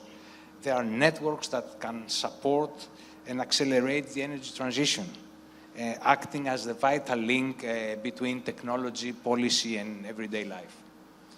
When you say the footprint, you mean the entire footprint of the road, including the users, or No, your operations? We cannot include the users because we cannot You control might have this ambition, No, though. no, no. We cannot control what vehicle passes from the road. Yeah, okay.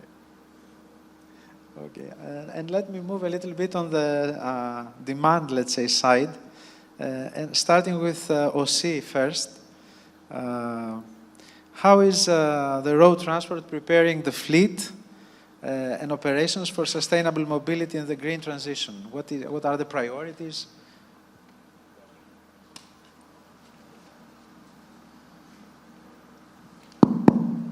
Okay. Good afternoon to everybody. First of all, I would like to say that OC is consistently committed to sustainable development and green mobility. Towards this direction, the 5 recent years, we have implemented and developed a fleet renewal program. We have already results towards this direction, as I said before, and we have in operation in our fleet 240 electric buses and 100 Euro 6 conventional, which compared to the buses we operate today are completely green. Okay. By the end of this year, we are going to add totally in our fleet 740 buses. By the end of May of 2026, we are going to add 125 electric buses, and we have a plan which gives at the end of 2027 a mix in our fleet that is completely environmentally friendly. I would like to mention also in this direction that we have already completed in our 5 depots the infrastructure for charging, which was a difficult project. And finishing with the battery electric vehicles, I have to inform you that using funds from modernization fund, we are going to add 100 vehicles, fuel cell electric vehicles. As you already know, we participate in TRIERES, and we intend to launch 3 buses and using them from a period of approximately 18 months, from the end of 2026 until April 2028. The tender is almost ready. Technical specifications are ready. We wait to arrange the details of the subsidizing from the Ministry of Transport. The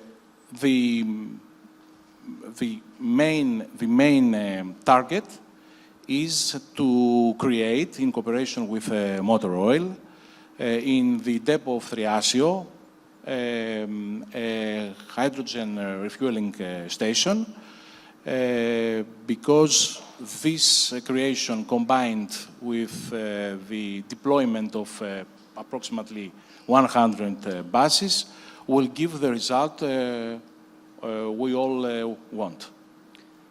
From the operation to this time, you have gained some insights, some lessons. You have some remarks that, what is the feedback? You are talking about the Jive road show? Yes. Yes. Also. Yes. to be honest with you, in the road show that took place in Athens the previous May, we tested the vehicle only 3 days, okay. And due to legislation restriction, it wasn't possible to carry passengers on the bus. Okay, we used air conditioning because it was summer. Okay, we loaded until 50% of the permissible limit the chassis. We made stops, you know, but we didn't have any passengers. Okay, the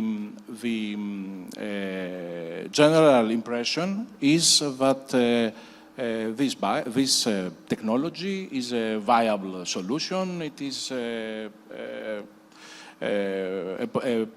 technology with low noise and no pollution because we have water and vapor. Okay, we have a very good maneuverability and acceleration of the vehicle, and I can give you a feature that we tested the bus and we saw that we operated the bus for 100 kilometers using only 14% of the capacity of the bus. This is very important. Okay. This is about the performance of the bus. On the other side, we are thinking, of course, of the restrictions, because we have a high cost of bus. Until today, even if we don't speak only about green hydrogen, the cost is the cost is high. We have also the issue of the infrastructure. It's not easy to create this infrastructure, and that's why we offered this depot to make it easier to proceed. And of course, there is a lot of legislation restrictions and needs for training. But you think, you mentioned subsidies. Do you think the subsidization to this moment is sufficient for a more general use of hydrogen, or because there is a policy from the EU that supports hydrogen, okay, but have they realized the actual cost eventually? It's just for my curiosity. I don't think that is sufficient, but I think that we have to start, okay, and to make it work.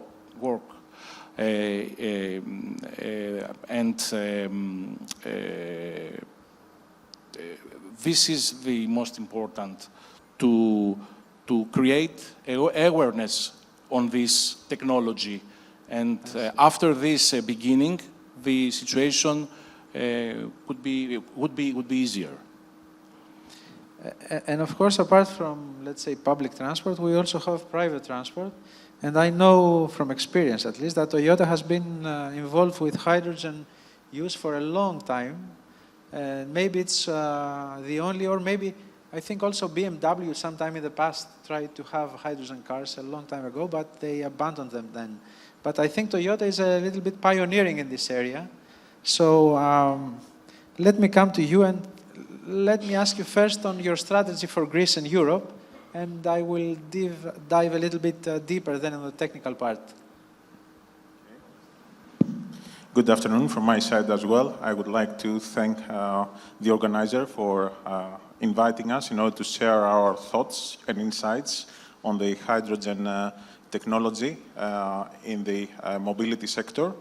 Let me start with a brief introduction of Toyota. We are all aware that Toyota is very sensitive on environmental thinking and has introduced a very strict strategy for CO2 decarbonization over the years.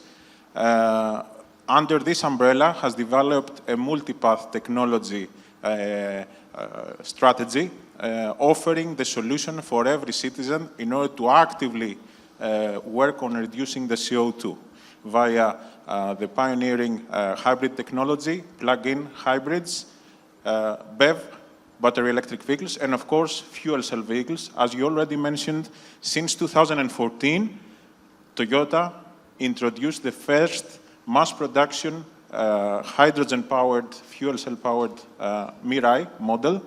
Since then, being a team player, has opened the patents for the rest of the factories, let's say, and for the rest of the brands, in order to adapt this technology in a faster pace and not have to resolve issues that Toyota had to resolve previously. Furthermore, they have a collaboration and they share the technology with BMW, as we already shared. Actually, BMW is utilizing the fuel cell technology of Toyota. They are collaborating, and last year we had a meeting at Munich in the BMW premises in order to further discuss on the utilization of hydrogen. They have built also a vehicle that is circulating, but it's not on sales, let's say. Since then, Toyota has further developed the technology, and in 2019 has introduced the second generation of Mirai and fuel cells, being more efficient, okay? And in 2026, they would introduce the third generation of fuel cells that is even more efficient, aiming in changing the IC-powered trucks and buses to fuel cell technology. So it's going to be a unit that it's, has higher reliability, it's more efficient, and aiming for heavy load vehicles. Having said that, Toyota is also focusing on reducing the CO2 footage on the parts distribution. So they have introduced in their fleet fuel cell powered trucks in order to get real data from distributing the parts, so they can further assist the rest of the companies in building such vehicles and introducing to the markets. So we see that this kind of technology is not only used in passenger cars, but it's aimed to be used in public transport, like buses, in trucks, where it's really very efficient in terms of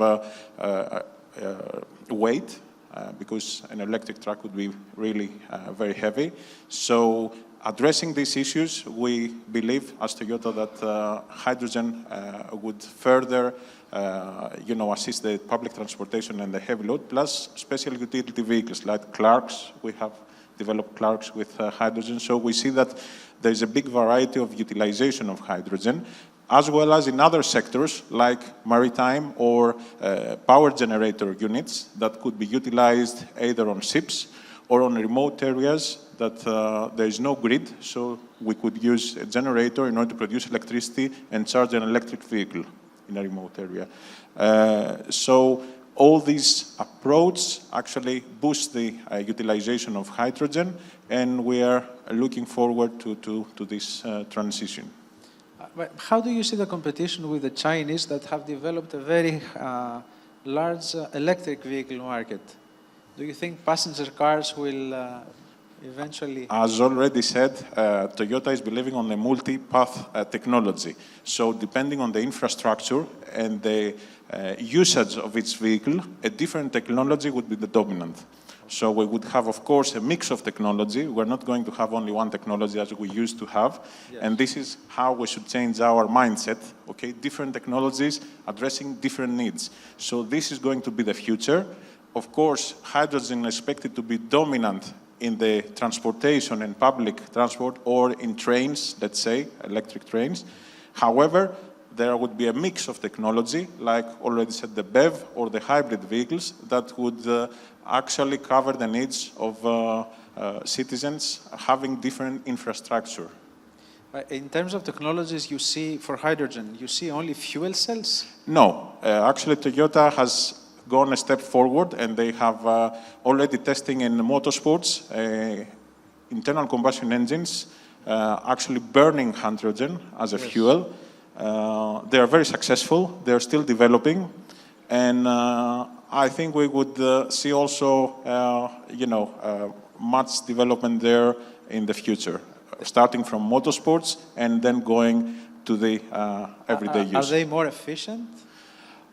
Currently, they have managed to, yes, to reach the efficiency level that is required. However, more development is needed. That's why they are utilizing racing and motorsports, that they have the ability to test the engine at conditions that could not be met on a daily usage. Yeah, okay, that's understandable.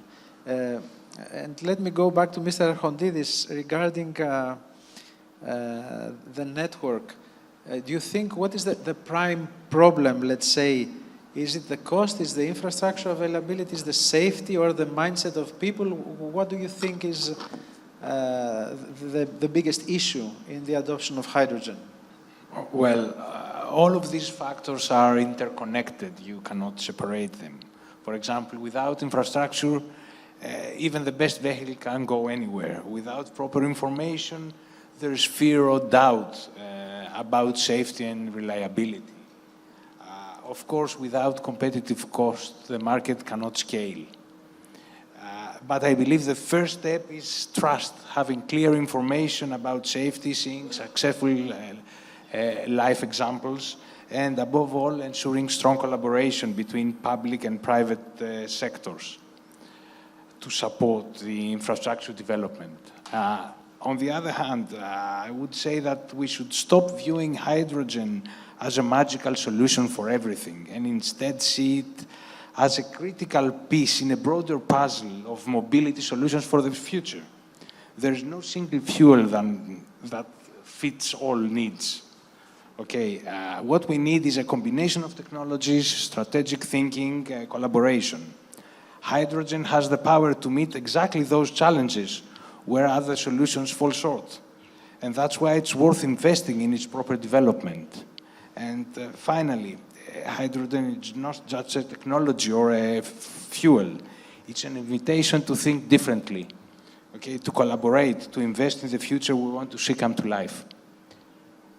That's a very nice view. I think the policymakers in Brussels saw it this way, but they were a little bit, in the beginning, far from reality, and this is why we need so much money now to invest in development. Well, isn't it so? If I may add, until now... It was quite a big ambition, I mean, it is actually, and until now, what we saw in the previous years was the industry making the steps towards the innovation, and in the last few years we see the politicians take charge and enforcing this change. In some cases they succeed, and in some cases they might not, but it's not up to us to decide. Correct. In terms of the production of hydrogen, Mr. Zorapas, what do you think are the infrastructure investments still needed to be made? Yes, it's not an easy answer, because we are at the beginning of this journey, first of all, and secondly, it's something which depends and related on various attributes. But trying to set the framework, we need investment, I would say, in three areas. The first in the production, so to make sure that there is security of supply, there is availability. Our group already work on that, and by end of 2026, the new unit, the new hydrolyzer will be ready to produce green hydrogen. The second area needs investment is transportation and refueling.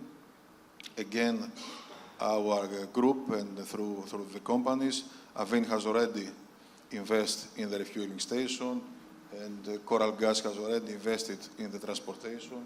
Yes, my colleague was the next question can elaborate further on that, I'm sure. And the third we need is a customer. We need customers. So we need to see other stakeholders to invest on that, and to see this project to be viable over the coming years. And we have some examples already, like OSI, they are going to invest in the new buses, but we need more. We need more in order to make the project viable for the coming years. Now, talking from my experience and from network coverage, if I can say, we need to cover highways like the one we are now, Athens to Patra. We need to cover. I come from the north. We need hydrogen there as well. We need also to cover the north from the south. We need also to cover incoming traffic from abroad in order to attract, if I can say this word, to attract customers from abroad. And also we need to invest where the demand is. And the demand is in Attica area, of course, and in northern Greece, in Salonika, I would say. So this is especially if you expand the network towards the Balkans. I think there it's an area that's not even electrical chargers are available. We also need investment from other countries. So if a truck coming through Bulgaria, for example, need to find also a refueling station there. So we need to see the whole project and the future deployment as a region, not only as a country. And then, let's say I have one more question for the network, for Mr. Dasios. You have an extended network for LPG, LNG, for other fuels. Can these networks be exploited and either used or facilitate, enable the use of hydrogen? Yes, definitely. As Mr. Zoraba said, Motor Oil Group of Companies has an extensive network of retail stations covering the Greek area as well as the main freight transport arteries. Some of those stations can accommodate the complexity of the installation of HRS. Having that in mind, Motor Oil Company has secured funds for 2 more stations. That will be, if I'm not mistaken, Petros, deployed the first one within 2026, something like that.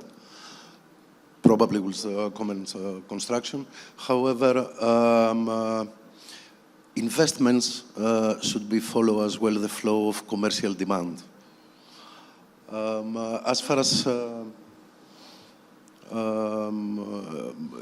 you said before about the investment of electrolyzer, as far as I know, Motor Oil at the moment invests heavily on that. Already they are building electrolyzer of 50 megawatts, so to cover all the needs of hydrogen. It will cover the green hydrogen. And as Coral Gas, the storage and transportation company for the hydrogen, we are wishing to supply local companies, apart from the transportation industries in the local market. I think also what we have discussed in this panel, I think it's also the basic rationale of the project, that you have to attack both the demand and the supply side and the logistics network at the same time. And this was the major reason for the success of this project. And it was like a good approach for the EU to fund such efforts. Definitely, because the economics are a bit high. I mean, focused efforts like in other areas didn't work that well in the past. So this is quite a good... this is a good example. Yes, exactly. I think we have 1 minute for questions from the audience, if anybody would like to ask something. Otherwise, I can thank the panel for a very interesting discussion, and also Motor Oil and Mr. Hatzifotis, George Mitkidis and Elena Thoussaki, specifically Mr. Hatzifotis, for inviting me here. Thank you all very much. Thank you. Thank you. Thank you, Professor Lyridis, and all the speakers for this very interesting discussion and the information shared. We are going to have 1 hour lunch break. We will be back at 2:30. For the lunch, you should go out, turn left, and walk along the pool. And the lunch area is actually behind this building. See you all in 1 hour. Hello? Can you hear me? No? Δεν ακούω. Τώρα. Hello. We can start. We can continue with the panels. If you can sit, please. While we're waiting, I should remind that there's a Q&A session for the online participants. So if you would like to, if you have any question, please do not hesitate to add it in the Q&A session. So we are continuing now with the two last sessions, panel sessions of our workshop. As the hydrogen economy continues to grow, the role of policy and regulations becomes increasingly crucial in shaping its trajectory. So this panel will provide an overview of the current policy frameworks and regulation landscapes influencing hydrogen developments at local, national, and international level. I would like to invite Mrs. Xanthi Babula, Business Development and Innovation Manager in EIT Manufacturing Southeast, who will moderate this panel. Thank you. Hello, everyone, and good afternoon, and welcome to this panel. My name is Xanthi Babula. I'm an electrical engineer and the Business Development and Innovation Manager at EIT Manufacturing Southeast, located in Athens. It's a real pleasure to be here with you today and moderate this panel. And I would like to thank Motor-Oil and Mr. Hatzifotis for inviting me here today. So today we will explore how policy frameworks, regulatory tools, and strategic investments can accelerate the deployment of hydrogen technologies, particularly in Greece and Southern Europe. So our panel will bring together experts from research, government, industry, and finance. It's offering a unique perspective on how to drive real impact. So now I would like to invite our panelists. So I will first start with Dr. Athanasios Stoubos. Greece is representative in the States Representative Group of the Clean Hydrogen Partnership of the European Commission and Research Director at the National Center for Scientific Research, Demokritos. He brings deep expertise in hydrogen technologies and international collaboration. So please have a seat. Then I would like to introduce to the stage Mr. Dimitris Kardomateas, President and General Director of the Center for Renewable Energy Sources and Saving, the Greece's National Center for Energy Research and Policy Support. He offers insights from decades of technical and policy leadership in the energy sector. Please come on stage. Then I would like to invite Mr. Ulrich Laumans, Project Manager for the Project Technical Support for the Development of Green Hydrogen in Greece, implemented by the German International Cooperation on behalf of the European Commission, as well as the German Federal Ministry for Economic Affairs and Climate Action. He draws on 2 decades of experience in energy policy and international cooperation. So please come on stage. Then I would like to invite Mrs. Dimitra Douka, Junior Policy Officer at Hydrogen Europe and an attorney at law specializing in energy and environmental law. She brings a European-level industry perspective on regulatory frameworks and how to enable cross-border hydrogen deployment. And last but not least, I would like to invite Dr. Jason Angelopoulos, Senior Business Partner at Growth Fund, the National Fund of Greece, with extensive strategic and investment experience. He focuses on how public-private partnerships can drive infrastructure development.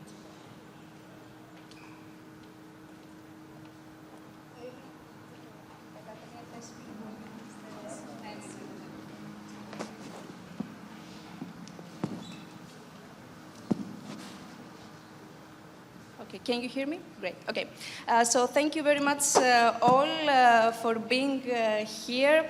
And I would like to start with Dr. Stoubos. So as Greece's representative in the state's representative group of the Clean Hydrogen Partnership, how would you describe Greece's positioning within international hydrogen activities and alliances, and what are its main comparative advantages?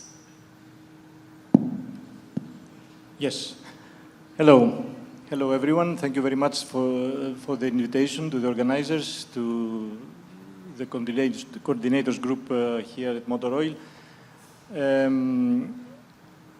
As I am, it was already mentioned, as I am the Greek national representative at the Clean Energy Partnership, the well-known joint undertaking that actually funds TRIERES, the project. I would start by saying that, yes, this is, at European level at least, this is the main instrument which is focused on hydrogen technologies, hydrogen and fuel cell-related technologies, and I will take it as a first, let's say, example of the international initiatives, activities, bodies, if you wish, that are mainly dealing with hydrogen and in which Greece is quite active, in the sense that we have been, as a country, quite successful in the various calls for projects, in the rate of approval of projects that have been submitted, or project proposals that have been submitted, and so on. And actually, I would like to make a special mention regarding the hydrogen valleys. TRIERES is a hydrogen valley, and I have to stress it. This was, in my opinion at least, the best idea for several years. I'm the Greek national representative there for more than 12 years now, I think. And this was one of the best ideas, to say the least, one of the best ideas that this initiative, this partnership had all over the years in order to promote exactly what we actually need, which is the creation of hydrogen markets at local and regional levels all over Europe. These markets, as Patrick said, well, some time ago here, sitting somewhere here, these markets will then have the opportunity to connect to each other in order to form a larger network that will be able, in a European level, to set up the framework for hydrogen to be deployed effectively in the market and become a primary player in the energy sector. All right, having said that, I would like also to mention that other instruments, mainly financial, like the classical ones, the European Investment Bank or the European Innovation Fund, are also supporting hydrogen, not only, but also hydrogen-related projects. There is the creation of the Hydrogen Bank, which is dedicated to hydrogen technologies, and which, in which case, the start was not as impressive, as ambitious as we had thought initially, but I believe that as time is passing, it will become, it will play a better and better role in developing the hydrogen markets, what we actually need. And one negative thing that I have to mention also is that even more institutions, even at a higher level, higher than European, I mean, international level, like the so-called IPHE, which means International Partnership for Hydrogen Energy or Hydrogen Economy, which was located and founded in Washington, D.C., in the United States, and with the participation of course, the United States, but also Russia, China, Japan, Korea, all the major, Germany, France, the European Union as a European Union, and so on.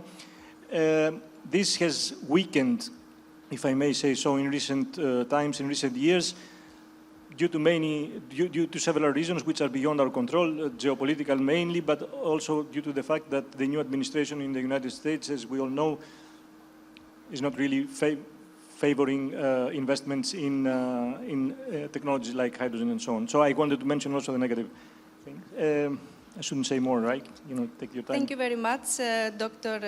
Stoubos. So understanding Greece's international positioning sets, of course, the stage for how national institutions are shaping the domestic hydrogen market. So let's now hear from Mr. Kardomateas. As President and General Director of the Center for Renewable Energy Sources and Saving, what is the National Energy and Climate Plan perspective on hydrogen, and how do you foresee the development of the hydrogen market in Greece over the coming years?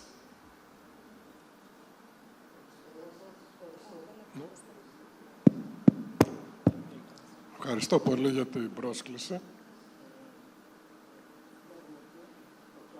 Και προσωπικά εγώ είχαμε αρκετό σημαντικό ρόλο στην διαμόρφωση του Εθνικού Σχεδίου για την Ενέργεια και το Κλίμα, το ΕΣΕΚ.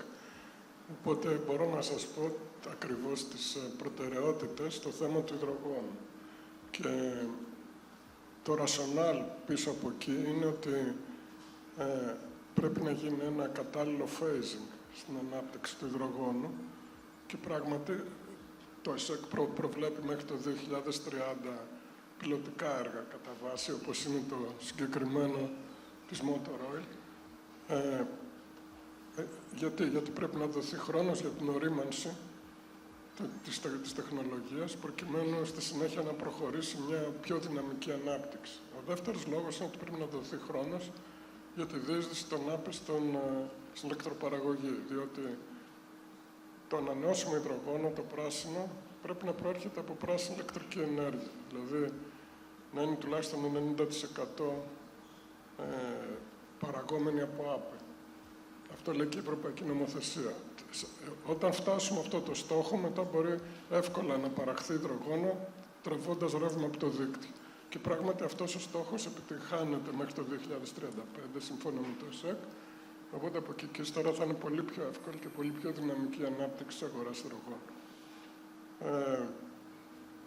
Χρειάζεται όμως φυσικά το πιλωτικό μέρος, το οποίο είναι πολύτιμο για την εξαγωγή συμπερασμάτων, για την μετέπειτα ανάπτυξη όλης της αγοράς.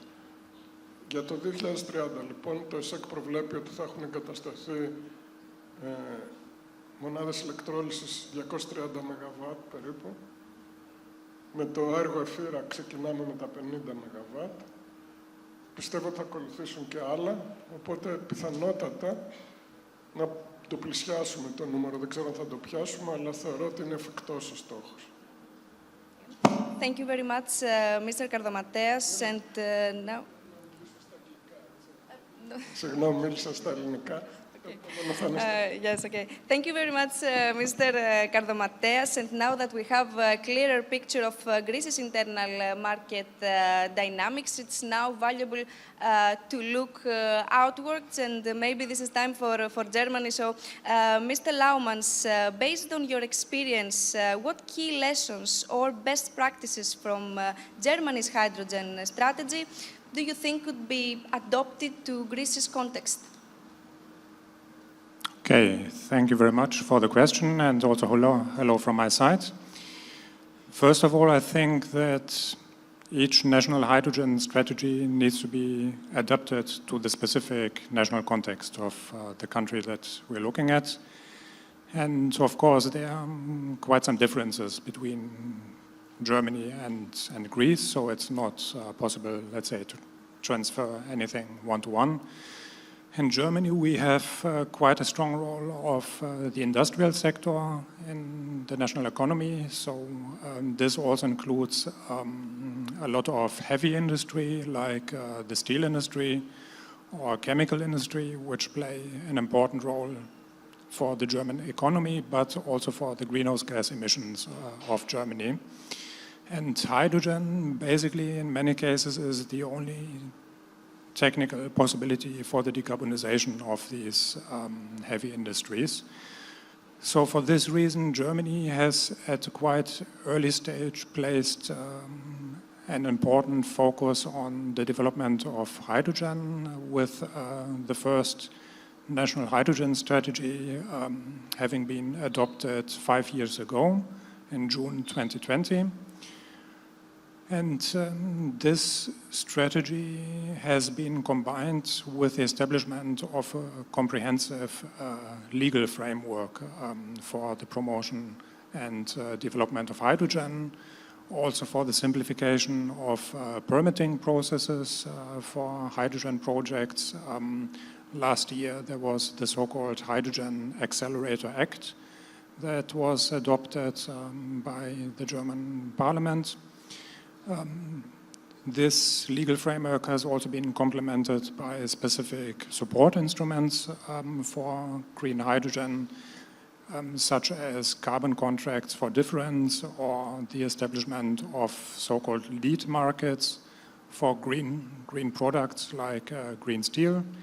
So, of course, focusing a lot on, let's say, the industrial sector, which is of high importance for Germany. If we look now at the case of Greece, we see that, let's say, there's less heavy industry that we have in Greece. There's light industry that could also be decarbonized, for example, by the use of renewable electricity, with some exceptions, of course, notably the refinery sector, where we have a lot of gray hydrogen that is currently being consumed also in Greece. A sector which I think for Greece could be quite interesting to look at is the transport sector.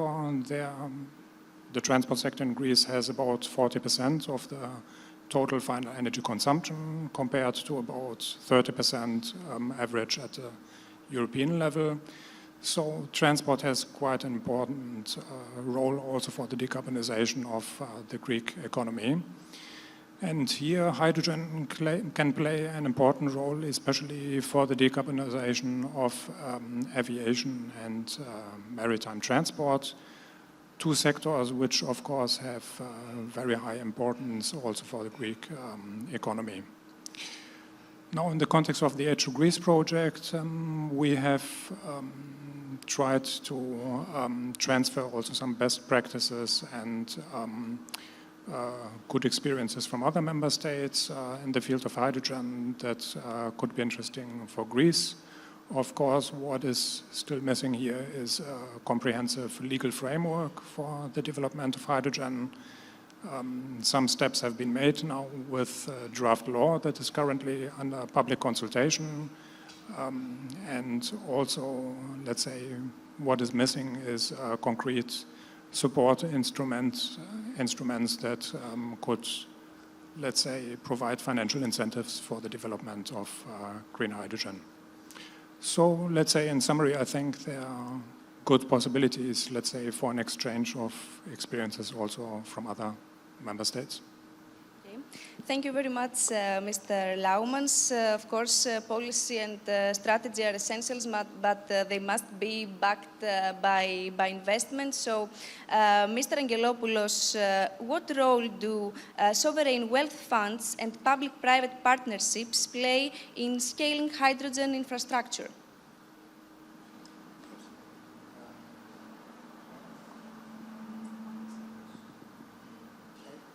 Hear me? Okay, thank you. Thank you for inviting me.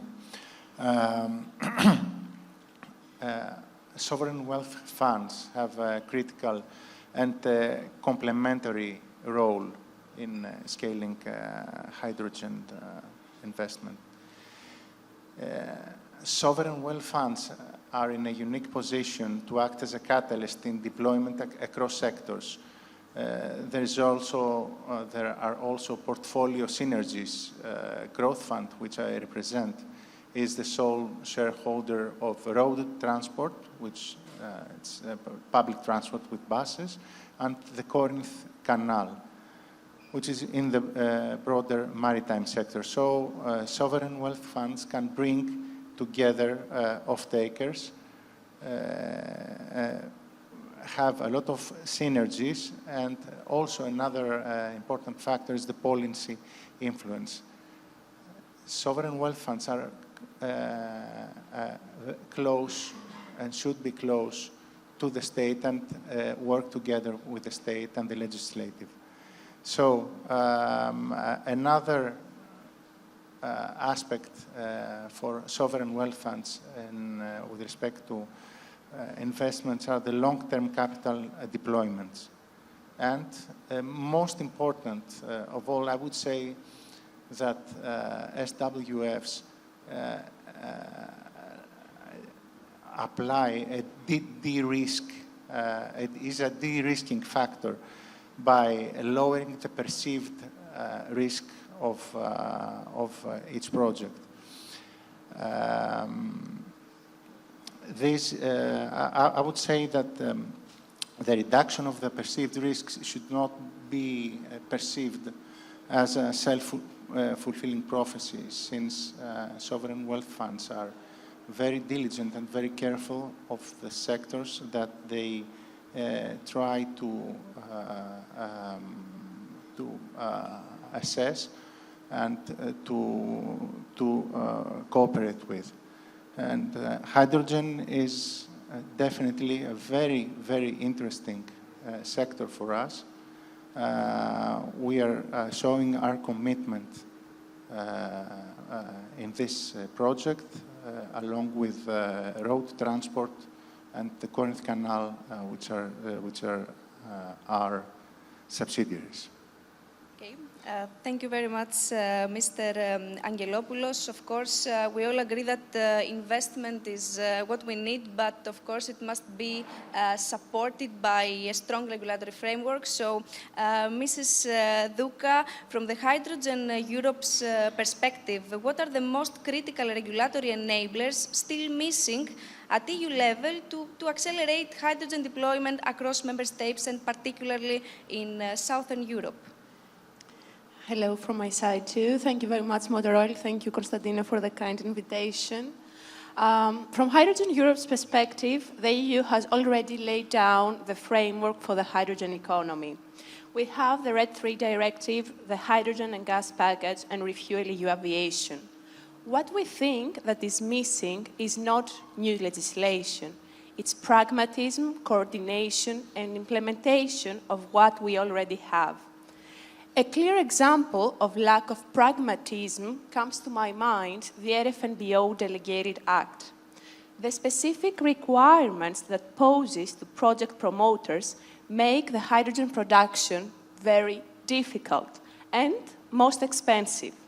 And it's not Hydrogen Europe, an industry association, saying that. It's the European Court of Auditors saying that those legislation can rise the cost of hydrogen by 25 to 35%. And it's also the ACER on its last report on the hydrogen market saying that those legislation can make hydrogen production uncompetitive. So we need to solve this issue. And it's, in my ears, it's comico-tragical what we say, what we see right now in the EU level. We say that the hydrogen production cost is the main problem right now for the hydrogen economy. And then the European Commission comes with a delegated act, makes hydrogen production even more expensive. I think we need to address these things immediately, but unfortunately, it's not only the European Commission in that respect that does not listen to the industry, to the European Court of Auditors, to the ACER. It's also the member states. On 21st of May was the deadline for transposing the RED III directive into the national legislation. The RED III directive is the legislation that will create the market in the industry and in the transport sector for the hydrogen. And only 2 out of 27 member states managed to transpose the legislation on time. So we urge member states to take action in that respect. And also, we are talking with the Commission in order to make sure that it will help member states to implement this framework. And then we also need to work on hydrogen infrastructure. My colleague from the German Energy Agency in the morning talked about the hydrogen infrastructure, about pipelines, about storage infrastructure. We need to have this if we want to see a hydrogen economy in EU. But this will not happen on its own. We need to de-risk investments, and the German example with its amortization account, it's a very good example that other member states can also look into. And then it's not only about the regulation on the hydrogen production, not only for the infrastructure, we also need to stimulate the demand, the off-takers. We have sectors like steel, chemicals, aviation, maritime, that they need hydrogen. However, we need to make these policy adjustments to bring quotas, to bring public procurement rules in order to see this shift. So, to sum up, it's not right now that we are missing rules. The problem is that those rules that we have in place are too complex. And I think we need to move forward towards that, and we cannot leave the complexity to kill a market before it's even born. Thank you very much, Mrs. Douka. And building on what we have heard about Greece's international role and the EU context, I would like to go back to Dr. Stoubos and ask, what do you see as Greece's key regulatory priorities for enabling hydrogen investment? Thanks for the question. I was going to say, I don't know if it is in full alignment with what was just said by Mrs. Douka, but I was going to say that we would like any legislative initiative to be taking place, at least that's a personal opinion, to be taking place at a level which is above national, at a European level in our case, simply because that will provide opportunities to result in a rather uniform, let's say, framework, which would allow things to happen in this country, in other countries, in the whole Europe, as fast as possible, and so on. We heard, and it was quite interesting to my ears, the response that was given by Mrs. Douka just before about what are the problems at the European level. However, at the national level here, there was a relatively recent legislative initiative concerning HRS, the hydrogen refueling stations. That was a couple of years ago, if I remember well. And there is now, and that is very, very recent, there is an initiative, a legislative initiative by the Greek government, which is now in the consultation phase, if I understand well. So it is really, really recent, which works in, which is an attempt to partially at least incorporate in the Greek legislative system some of the European directive, what is this, the 2024, yes, exactly. It's about, if I read the thing, it's a framework to, and I copy it from the ongoing consultation process. It's a framework to promote biomethane production, rules for the regulation of hydrogen production market, and partially geographical developed hydrogen grids. And that's a partial compliance to EC Directive 2024-1788. It is something for Greece, clearly. There was a rather empty space with regard to several aspects of the things that should be done, legislatively speaking, and this is a clear effort to the positive direction. It will regulate when it becomes a law, okay, and we hope this will happen soon. It will regulate all the things, most of the things that are necessary to establish hydrogen production, hydrogen producers in the country. Of course, we have the other half, as it was mentioned before, which means that we have to find the hydrogen off-takers, the consumers, the clients that will buy the green hydrogen. This is underway, but at least it is a quite positive step for a country like Greece forward what is actually happening right now. It is not enough. There are things to be, more things to be regulated and done in the future, in the near future, I hope. But it is a first interesting step, which would favor taking advantage of what are the actual Greek comparative advantages. You asked before, the high potential, which is still underexploited, the high potential in the country for renewables, okay, solar, wind, and so on, and especially if we think of the increased hours of sunshine in the country per year, which results in, if I may say so, cheaper production of green hydrogen. The geographical issues that are here, the location of our country, the possibility of connecting European Union to North Africa and Middle East and all these kind of things. Issues with the guarantees of origin, some of them are dealt with in this legislative effort which is underway, but there are still more to come. And to mention just at the end, the possibility that the country that Greece may have, there are good signs about this, may have natural hydrogen to exploit, to produce and exploit. If that is the case, and that is in areas like Epirus and so on, if that is the case, then this is an additional, let's say, issue that has to be dealt with in coming legislation.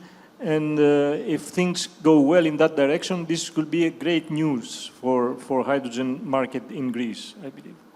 Thank you. Thank you very much, Dr. Stoubos, for the very interesting points. And maybe to deepen this perspective, let's now turn to the academic lens. And Mr. Kardomateas, what is the experience to date about the most effective regulatory frameworks for hydrogen? Yeah, first of all, I would like to say that I couldn't agree more with what Ms. Duka said. Now, regulation is overdoing things. And if you overdo things, you kill the result the same way if you underdo. So you need to be within a certain window. And we are out of this window. We are making things complex and ineffective. Let me give you an example. In industry, in industry, according to the regulation, the industries have to turn 42% of their hydrogen production to renewable hydrogen. It's something that will not be reached, it's impossible to be reached, or it will kill the industry. So, you make a regulation that will kill the golden goose. This is absurd. My opinion is that, and the experience shows that in industry, you shouldn't enforce obligations other than what is agreed on an international level, because industry is exposed in international competition, or leave industry to take voluntary measures according to the incentives that the state gives, or the funding means. So it's no means to put quotas to the industry if the rest of the world does not follow. It will only kill the industry. Coming to the final consumer, the situation is different. There you can put and you have to put quotas to formulate the market, because the final consumer in EU is not exposed to international competition, so it is possible to keep to this obligation. But we have to be careful. We shouldn't be too aggressive, because the cost will rise, and we should give adequate time to develop the market, or we will face supply issues and price inflation issues. If we put, for example, very ambitious goals for going to RNFBO, and there is no production at this moment is zero.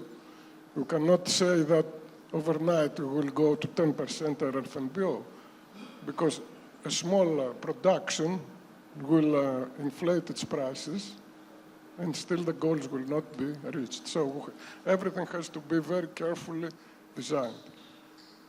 Another thing is that there is a tendency in European legislation to to be too much ahead of the developments of technology and of the market. For example, the package for the internal market in hydrogen and natural gas, it foresees a complex situation of hydrogen networks like they are now for natural gas. And it copies the rules of natural gas to the hydrogen networks. What hydrogen networks? We don't have a market yet. We may never have hydrogen networks like they are in natural gas. So we don't need to be too much proactive in regulation, I think. Regulation always, historically, regulation follows technological developments and not vice versa. And to close this view, let me say what people say. America innovates, China copies, and Europe regulates. I don't think this is what we need to do. We need to produce, not just to regulate. Thank you very much, Mr. Kardomateas. And maybe now I want to go back to investments and you, Mr. Angelopoulos. So from your perspective, how can financial risk be mitigated for investors interested in hydrogen projects? Yes. The first I would say is in order to mitigate risks, you need to secure your revenues and also to avoid surprises in costs. The first thing is, of course, to guarantee hydrogen consumption. And I'm talking from the point of view of off-takers. Off-takers have the willingness to accept the risk, and at the same time, off-takers are grasping the opportunity of hydrogen. The second thing is to plan, I would say, on the safe side. Co-location of infrastructure, the way that the current hydrogen valley is evolving is a very good practice. To have production close to off-takers and working also together with off-takers. The third factor is pricing. I think with respect to hydrogen, carbon pricing should be leveraged and also other green kind of premiums, as well as revenue models anchored to the public service. Lastly is the utilization of grants as long as these grants exist. And these should be exploited by all players involved in hydrogen. Thank you. Thank you very much, Mr. Angelopoulos. And now, from your perspective, Mrs. Douka, how can industry-led initiatives and associations like Hydrogen Europe can contribute to shaping a harmonized and investment-friendly regulatory environment for hydrogen across the EU? Thank you very much. Difficult question, difficult mission, I would say. Associations like Hydrogen Europe, we're trying to play a crucial role of bridging the gap between national governments, EU institutions, and the industry. And our primary values, if I may, lies in our ability to translate what happens on the ground, what industry needs, into actionable policy recommendations. We try to provide feedback coming from our membership and by gathering and representing the views of our diverse membership, I think we help the European institutions, such as the European Commission, to identify areas of improvement of the legislation that they propose.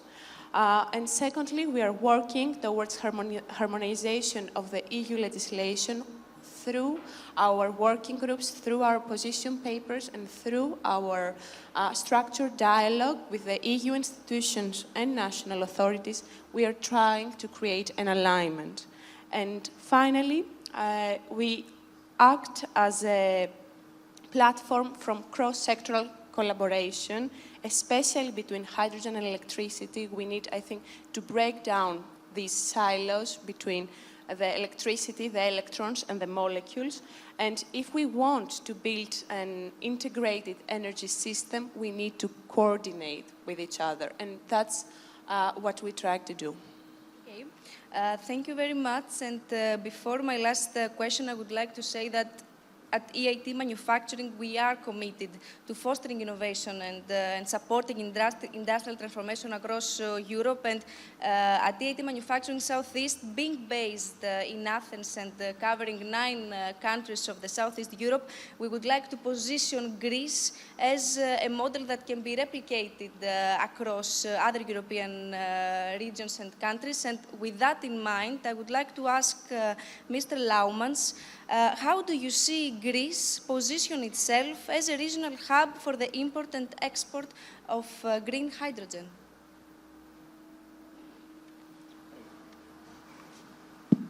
Thank you for this question.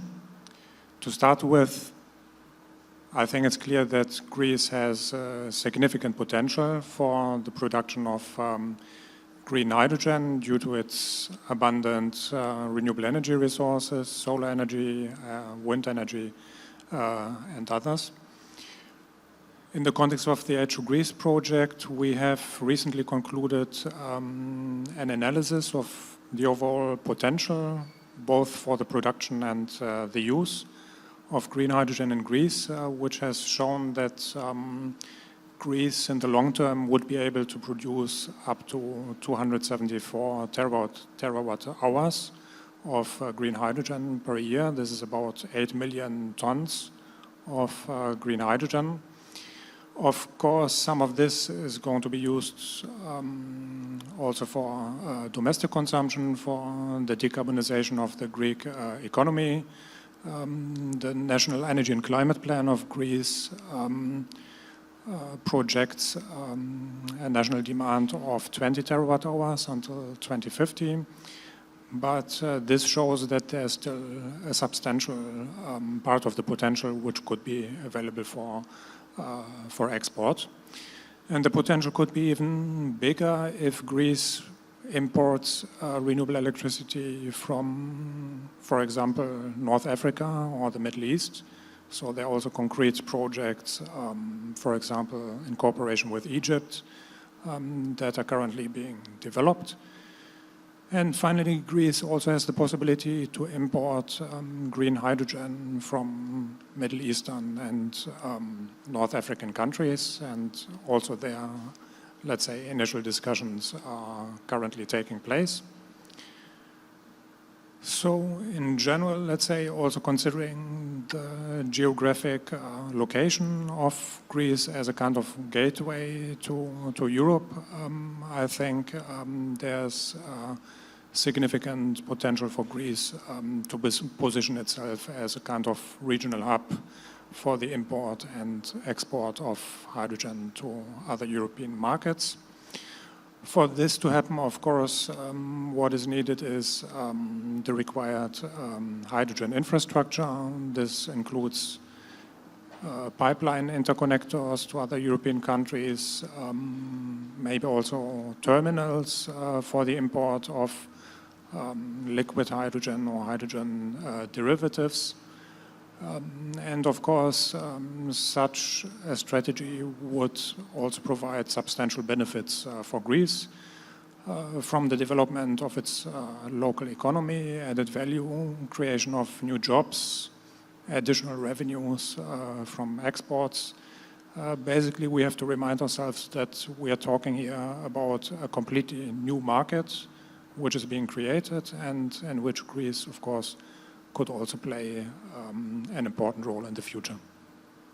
Thank you very much, Mr. Laumas, and thank you all for this very interesting discussion. In this panel, we have heard a wide range of perspectives, and now it's all up to us to digest and act upon what has been shared today in this panel. We invite all stakeholders. Do you have questions? Sorry, I didn't see you. Yes. Yes.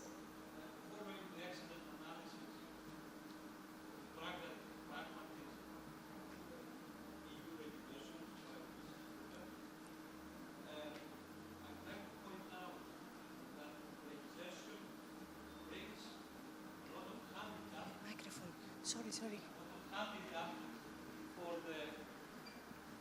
For the so-called clean fuels. I'm not talking about the green hydrogen or the green ammonia or the green methanol. Gray fuels, gray hydrogen, which is by all means is a clean fuel, cleaner than crude oil, is handicapped because when you look at the regulation and you look at the well-to-tank emissions, they are huge. Comes out that it is preferable to burn mazout, crude oil, than hydrogen or methanol or ammonia, gray. So this is kind of a peculiarity of the regulation and needs to be somewhat corrected. It is not the only problem with FuelEU, but it is one of them very important ones. Thank you. Thank you very much. And I think that I saw also a hand from that part. Okay, if not, thank you. Thank you. I have two now, but I'm okay. Okay, so thank you very much, and I would like to invite you all to take these insights forward and work to solve all those challenges and, of course, shape Greece and Southeast Europe into a key player in the European hydrogen economy. So thank you very much.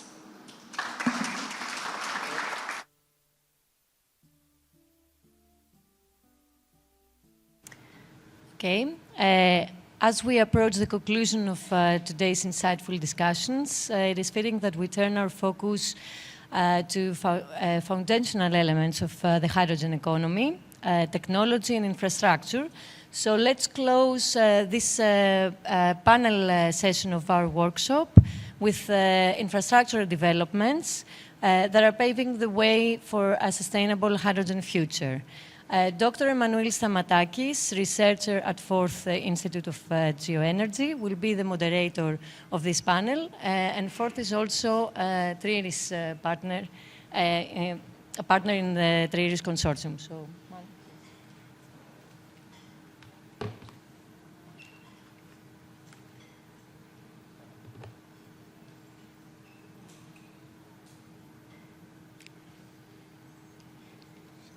Thank you, Stella. Good afternoon, ladies and gentlemen. Welcome to the panel 4, Hydrogen Technologies and Infrastructures. It is my pleasure to moderate this important session within the TRIERES workshop, and I thank the organizers and especially Mr. Hatzifotis for this kind invitation. In this panel, we will explore key technological advancements and applied research projects across the hydrogen value chain, from production and storage to end users in transport and industry. Our focus is on identifying how innovation can accelerate the path from R&D to commercial deployment, strengthening the regional value chains. And this is why our 6 panelists span the entire value chain, from industrial hydrogen consumers and infrastructure owners to project developers, technology providers, and systems integrators, giving us a 360-degree view of what it will take to turn research into bankable projects and local value. I invite each speaker to offer concise insights so that we can keep the discussion dynamic. And let's begin by welcoming our panelists. I will start with Christos Karavasilis. Head of Technical Department of LPC. Dr. Karavasilis is a chemical engineer with a PhD in catalysis and fuel cells and more than 25 years experience in waste oil refining. As technical supervisor of LPC catalytic hydrothermal units, he drives process efficiency while reducing environmental impact. An effort now in that wind with the TRIERES Hydrogen Valley. Welcome, Mr. Karavasilis. Next, Mr. George Mikidis, Head of Alternative and Renewable Fuels and Strategy for Motor Oil Hellas Group. Mr. Mikidis is a chemical engineer with a professional doctorate from TU Delft. Since 2000 and after 14 years at Sales Technology Centers in the Netherlands, he is now the head of alternative and renewable fuels within the Strategic Planning and Development Department of the Motor Oil Group. And from 2023, he has appointed as a member of the board of directors of Hellenic Hydrogen. Mr. Astinos Papadakis, he is Innovation Hub Manager at the Technical Division of Hydrous Engineering. Mechanical engineer in background. Mr. Papadakis is Innovation, as I said, Hub Manager of Hydrous Engineering, coordinates multiple Horizon Europe, SF, and EDF projects that advance alternative fuels, particularly hydrogen, for waterborne transport. Mr. Papadakis is also the technical manager of all the activities of the companies related to innovation solutions for a greener maritime sector of future. Mr. Dimitris Triantafylopoulos, CEO of Hellenic Hydrogen, with 2 decades in the energy market and postgraduate credentials in environmental technology and in engineering and business management. Mr. Triantafylopoulos is now focusing on energy transition and sustainable development. He is CEO of Hellenic Hydrogen since January 2023. Ms. Melissa Verikios joined LBO in 2017 to restructure financing and the national operations of the company, after having followed a 10-year career in New York and London in financial institutions, including HSBC Private Bank. As Deputy CEO of Metacon LBO, governing board of the Clean Hydrogen Joint Undertaking and member of the board of the directors of Hydrogen Europe, she steers R&D on hydrogen production systems while shaping European policy and investment landscapes. And last but not least, Mr. Zoulias. Dr. Zoulias, a PhD chemical engineer, has worked on renewable power hydrogen systems since 2002. He coordinated Greece's first real-scale RES hydrogen laboratory and led various hydrogen EU hydrogen-related projects such as storage and H2 Trans, and today oversees NES roles in the TRIERES Hydrogen Valley. Welcome all. Let's go with you, Melissa, and let me ask you, what are the most promising hydrogen technologies Metacon and LVO is currently working on, and how close are they to commercial deployment? Thank you, Mano. Let's hope that the other mouse is feeling a little bit better in a moment. Right, so HellBio has been around, for those who are not familiar, for the better part of 20 years. The company started developing, as a spin-off of the University of Patras, hydrogen technologies around catalysis and reformation. And back in 2016, we were able to develop a commercial line for reformation for catalysis. We have been able to patent around our catalysts in a global manner. So those are the type of products that we're focusing mostly in-house for continuous development. Away from, I want to differentiate that to electrolysis, which, as we know, has been, especially on the PEM side and the alkaline side, has been much more commercial in the recent years. So obviously, we've been able to see that in application to the project of TRIERES and mostly in countries like Germany and France. We've seen a lot of applications in the larger capacity size.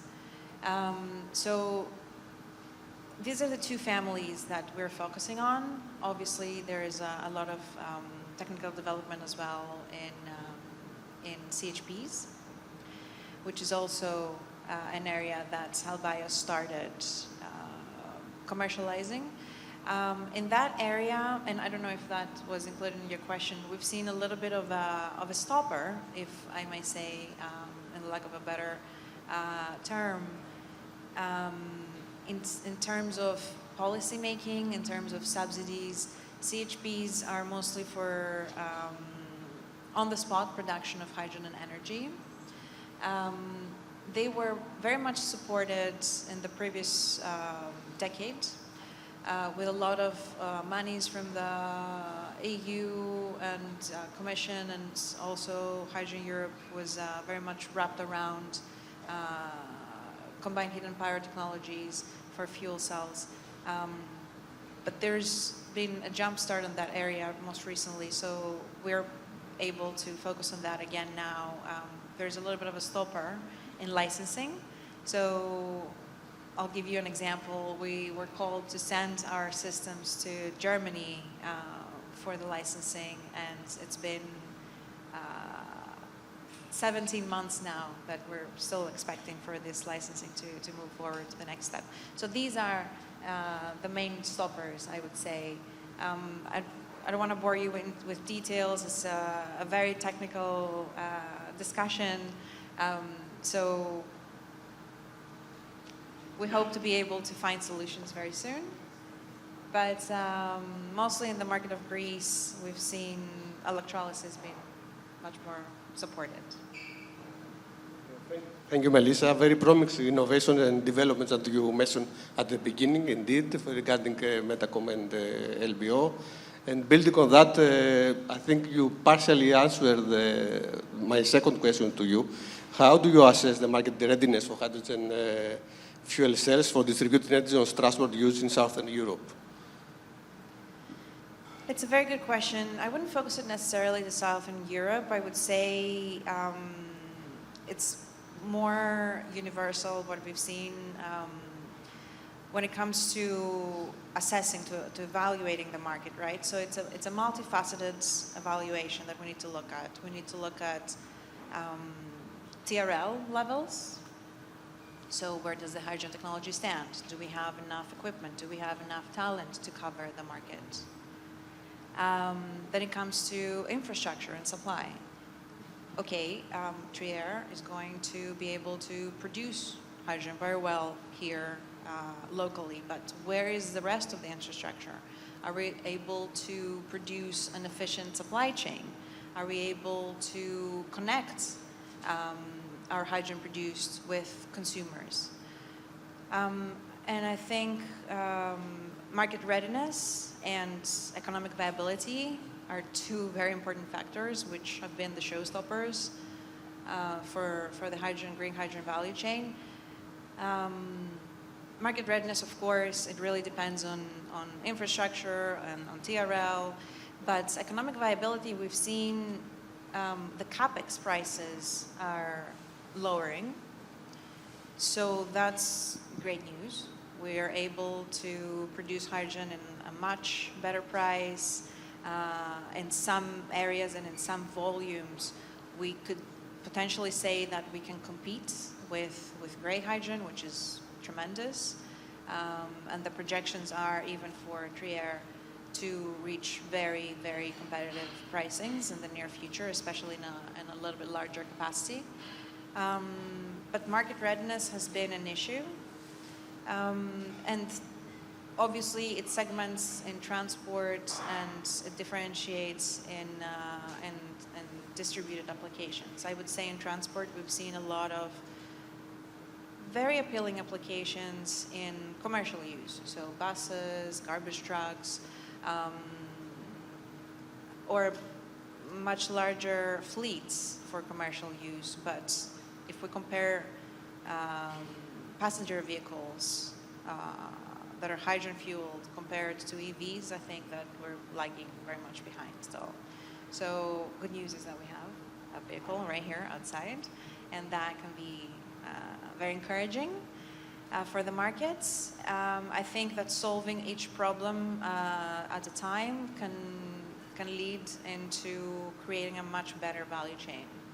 And then for distributed applications, I think we're in a very good spot. We have, definitely in Europe, we have a lot of solar and wind for electrolysis production. We use cases in Metacon for hydrogen production through biogas. So in Germany, for example, there's something like 10,000 biogas farms that could produce hydrogen from biogas, which is currently just burned. We burn biogas to produce electricity, and it's very much inefficient. Those are great applications for us. So those infrastructures are there. So I would say the market is very mature in distributed applications. And I'm going to stop here. Thank you very much, Melissa. And after, I think, optimistic position of yours, and always, I would like it from hydrogen technologies, let's explore how Greece can scale the entire hydrogen value chain with insights from Hellenic Hydrogen. And for that, I would like to ask Mr. Diatafilopoulos, Dimitri, which you think are the key technological steps that need to be implemented within the entire spectrum of the hydrogen value chain in order to efficiently bridge R&D and market upscaling? Thank you, Mano. Good afternoon. And before I start, I would like to thank the organizers for the invitation. And, you know, being 51% of motor oil, I truly, you know, I am truly part of this team now, and I can feel the efforts that are being done. It's a huge project that's being done in a very niche market, and the progress so far is amazing. So congratulations to the team, and I hope that others will follow, because this is the key step now. I mean, we're talking about pilot projects, we're talking about R&D, we're talking about innovation. This is all good. But if it's not translated into real projects, into a real market, then it has no value for no one, not even the innovators. Now, regarding the key technological, let's say, achievements that would scale up and bridge the gap. There are a lot, because, as I said, it's a niche market, but if we try to focus in a couple of them throughout the complete value chain, I would say that from the beginning of the value chain, a very important key market development would be the efficient harnessing of the renewable power. We lack these tools. You know, we lack an efficient energy management system that would harness renewable power, and especially renewable power that is being thrown. You know, this is fundamental. I mean, if you see it from an outside perspective, you see an industry that is thirsty for renewable power, and at the same time, you see 20% of the renewable power being thrown away in the same system. So this is, you know, this is absurd. We need to find a way to close this gap. Now, another technological, let's say, aspect, I would say, for me, personally, it's the direct use of seawater in electrolysis cells. This would again be, you know, huge, because it would change the perspective on which locations we use in order to produce green hydrogen. In the infrastructure or distribution or transportation of hydrogen, which is fundamental, I would say that we are lacking an efficient way of transporting this energy carrier. Ammonia is great, it has its advantages. Methanol is great, it has its advantages. There is a lot of work, I know that there's a lot of work in a lot of ways of reducing the cost of transporting this energy carrier. And this is fundamental because at the end of the day, hydrogen and its derivatives are commodities, you know, are global commodities. Now we see them as isolated local systems that I produce and I consume at the same location because we don't have infrastructure. But at the end of the day, it will be a global commodity, and we have to see it like this. And now, at the end of the chain is the off-taking part, you know? And for me personally, and because we are here today and a lot of my colleagues are from motor oil, mobility is fundamental for this market. If we don't have mobility, we don't have anything. Industry is great, but mobility will really trigger this market. And I'm very happy to hear that Toyota and other companies as well, BMW as well, a lot of Japanese manufacturers as well, are working in the combustion engine. And I think this would be a huge leap for hydrogen, not only green hydrogen, the hydrogen economy as a whole. And I'm very confident that the curve will be very steep. It will be much, much steeper than the curve of the electrical vehicles. Thank you. Dimitri, thank you very much for this. It was a very interesting answer. And focusing now on real action. What are your priorities for domestic projects demonstrating hydrogen technical feasibility as hydrogen, Hellenic hydrogen? Okay, now you see the pessimistic side of the story. And with all the respect to Mr. Kardomateas, with whom we have had very good discussions on hydrogen, my personal belief is that we will not be able to meet the NECP targets by far. This is a personal opinion. You can check it after 4.5 years. Because now we have a 50 megawatt project going on in TRIERES and nothing else. We have a project in Hellenic hydrogen that is being developed.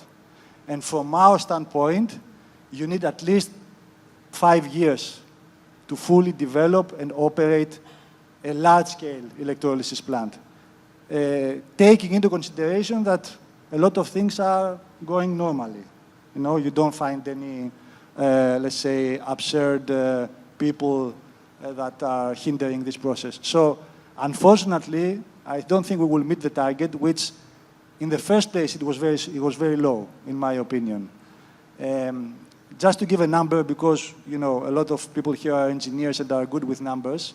Spain, in 2024, announced that for 2030, their goal is 12 gigawatt of installed capacity. 12 gigawatt. And if you see the numbers that are now running in Spain, maybe they will not get to 12, but I'm sure they will get to 6 to 8 gigawatts. And the situation in Spain is not much different than in Greece. Huge abundance of renewable power, okay? Maybe a bit more industry, I agree. But why not Greece? Why we are waiting for something? I don't see this concept, because when you wait for something, you are usually second or third or fourth, and then when it becomes a commodity, you don't have any competitive advantage. So, having said that, in Hellenic hydrogen, we are very cautious of what we are saying and what we are publicly saying. And what we are saying now is that the project of North One is going forward. We have the environmental permit, we have the basic design, we are working on the funding, and I'm very positive that besides TRIERES, very soon we are going to have a second project of green hydrogen in Greece. But this is not enough. You know, when you are in this business, you have to continuously look for projects, continuously look for off-takers, continuously look for exports, okay? So this is the goal of Hellenic hydrogen. This is the goal of the two major shareholders that we have that are big companies, very extrovert, and very likely to look outside Greece for their activities. So I would like, you know, Greece to be in a better position to absorb the hydrogen that we are going to produce, but unfortunately, there is no great off-taking possibility for the time being. Thank you. Again, Dimitri, and I think this gives me also the pass for the next question. And I would like to ask Mr. See the whole from the infrastructure perspective. So I would like to ask Mr. Papadakis, how important will ports like Piraeus be in the future hydrogen economy, especially for imports and logistics? Okay. Thank you very much for the question. Before we start, I would like also to thank the organizers for giving me the chance to be here. Thanks a lot for the invitation. Now, I really like that the questions addressed to me take for granted that the initial items have been resolved, so I feel a bit more comfortable. So we produced it, we have it, and now we move to the ports in order to make it sail afterwards. Ports are a node in the supply chain. So in the maritime world that ports are part of, more or less the ports that are going to supply or deal with hydrogen are treated like the, some years ago, LNG terminals or ports that would be ready to treat LNG. So we have an extrapolation mainly due to safety-related aspects and also storage aspects. The ports will play a major role, especially because without them we cannot make hydrogen sail, meaning making it be transported, right? But apart from that, that requires a lot of effort to happen because a lot of updates in the existing infrastructure need to be made. A lot of safety-related issues need to be taken into account. Updates on master plans, on everything. I'm not a port representative, but more or less I know how significant the updates are for a port to deal with hydrogen, either for their own operations or, most importantly, as a hub that receives and feeds. So, number one is that without the ports we cannot have hydrogen in the sea and in the ships, but it is really important to understand that the updates are significant and from many different perspectives. I mentioned infrastructure, so technology, either storage or components and auxiliaries, but also safety. But that's the one aspect. The other aspect is that it is also important for the ports to start implementing hydrogen applications, let's say, to utilize hydrogen for their own operations. Because there are several activities related to the maritime industry that take into account the connection between the shore and the sea. So similarly, it is the electrical power provision that tries to reduce the impact of the emissions, not only in the ship, but also in the port. So equivalent to that, it is also important that the ports start utilizing hydrogen for their operations, to make use of it to produce power from clean means, and in that sense also reduce their footprint, their impact, and their quality, not only in the port, but also in the surroundings. To focus on this, you mentioned about technological safety. What do you think are the challenges for this in using hydrogen for maritime applications?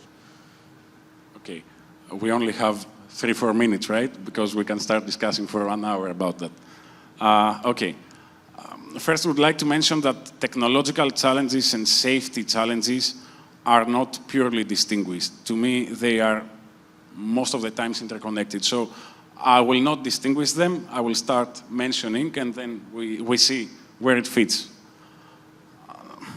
I will mostly speak about the vessels, the ships, since I am this part of the industry.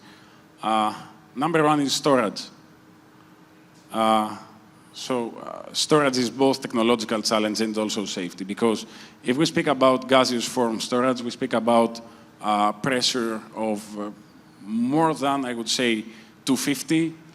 Literature says 350 to 700 bar, but imagine the level of pressure that is needed to accommodate the amounts of hydrogen on board ships that would, let's say, play an equivalent role to the conventional fuels that used to be on board. So if we speak about storing gaseous hydrogen, we speak about these levels of pressure. If we speak about liquefied hydrogen, we speak about significantly low temperatures, 100 degrees below LNG, just for you to understand. We speak about minus 253. So without anything more, it is a huge challenge. Just for you, for your information, currently in the oceans, there is only one vessel that is carrying hydrogen as cargo in liquefied form, and it can only carry approximately 1,000 cubic meters. The common size of LNG carriers, let's say, the big ones that most of you might be familiar with, carry more or less 160,000. And for sure, there is no vessel at all that can do it for liquid hydrogen at the moment. There are just initiatives like projects like TRIERES, similar to that, that try to make it happen. So storage is number one. Number two, mostly safety. High flammability and explosivity, but at the same time, odorless or colorless fuel or cargo that makes it really difficult to understand that something is happening. More than that, lack of consumers. By saying consumers in the maritime industry, Melissa, you mentioned fuel cells. There are also internal combustion engines.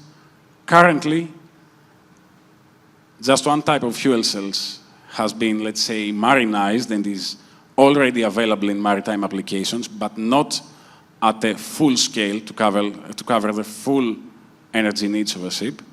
And as far as the internal combustion engines are concerned, to the best of my knowledge, there is just one maker that can feed a generator with 100% hydrogen. Other well-known makers are playing with the blend, and we don't speak yet for the main engines of the ship. So there is yet a lot to be done regarding the whole supply chain to make sure that you take hydrogen from somewhere, you place it on board a ship, and you either burn it or just carry it. Last comment, if I may.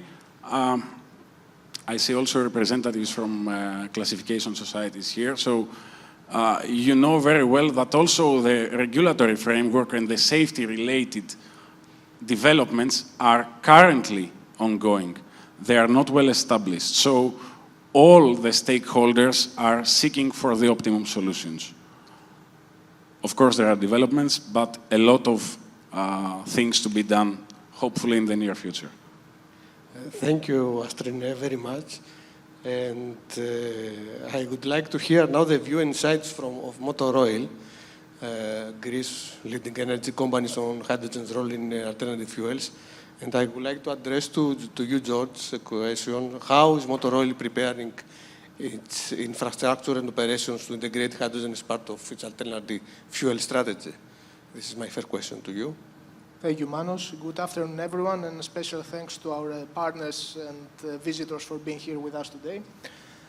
So let me start back in 2022 when Motor Oil announced an ambitious transformation plan with an investment target of 4 billion euros by 2030, one of the largest energy transition plans in the southeastern Europe.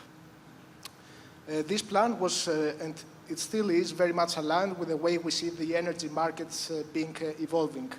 And therefore, our plan is primarily focused on three main strategic pillars, covering fuels, electricity, and circular economy. Despite the continuous, let's say, reliance on fossil fuels in the near future to cover the energy landscape, we do observe an increasing role of alternative and renewable fuels in the energy mix. And therefore, we are investing heavily on developing our capabilities of producing these new clean fuels in Motor Oil Group. Let's say that starting from our retail platform, which is very much represented by many colleagues here today, our retail platform, for example, is continuously evolving with the capability to offer high-quality products and decarbonization solutions, both in electricity, gas, and alternative fuels. We are now officially entering the hydrogen market by officially launching today the first commercial hydrogen refueling station in Greece, here in Agioi Theodoroi, for something that we are very proud of. At the same time, we are investing and developing our capabilities to offer renewable and alternative fuels, as we have secured the last 2 years, particularly very important EU funds in helping us decarbonize our products and assets. Starting by 2027, We will be in the position to be the first in Greece to offer renewable hydrogen in a large industrial scale with our 50 megawatt electrolyzer project, part of the EFIRA EU co-funded project. At the same time, through our flagship TRIERES project, which is our carbon capture and storage platform, we will additionally add 60,000 tons of low carbon hydrogen and also 25,000 tons of e-methanol.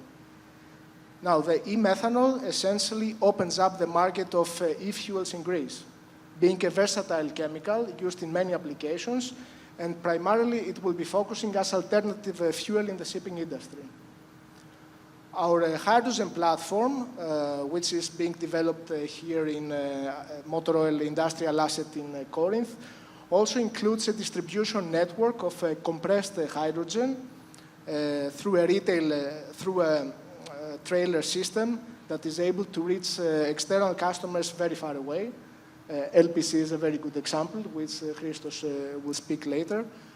And at the same time, we are also developing a local hydrogen network to supply the local industry and decarbonize it. At the same time, we have the possibility, if and as needed, to also supply hydrogen to the national natural gas network when the regulation is there, and this is allowed and possible. Lastly, but most important, a very big and significant part of the hydrogen to be produced is aimed at converting and producing renewable fuels and synthetic fuels. And it will give the possibility and enable motor oil, being the key part of these dense energy carriers, to produce these new clean fuels in the motor oil industrial asset. All these applications are aiming primarily to decarbonize industry and transport sector, of course.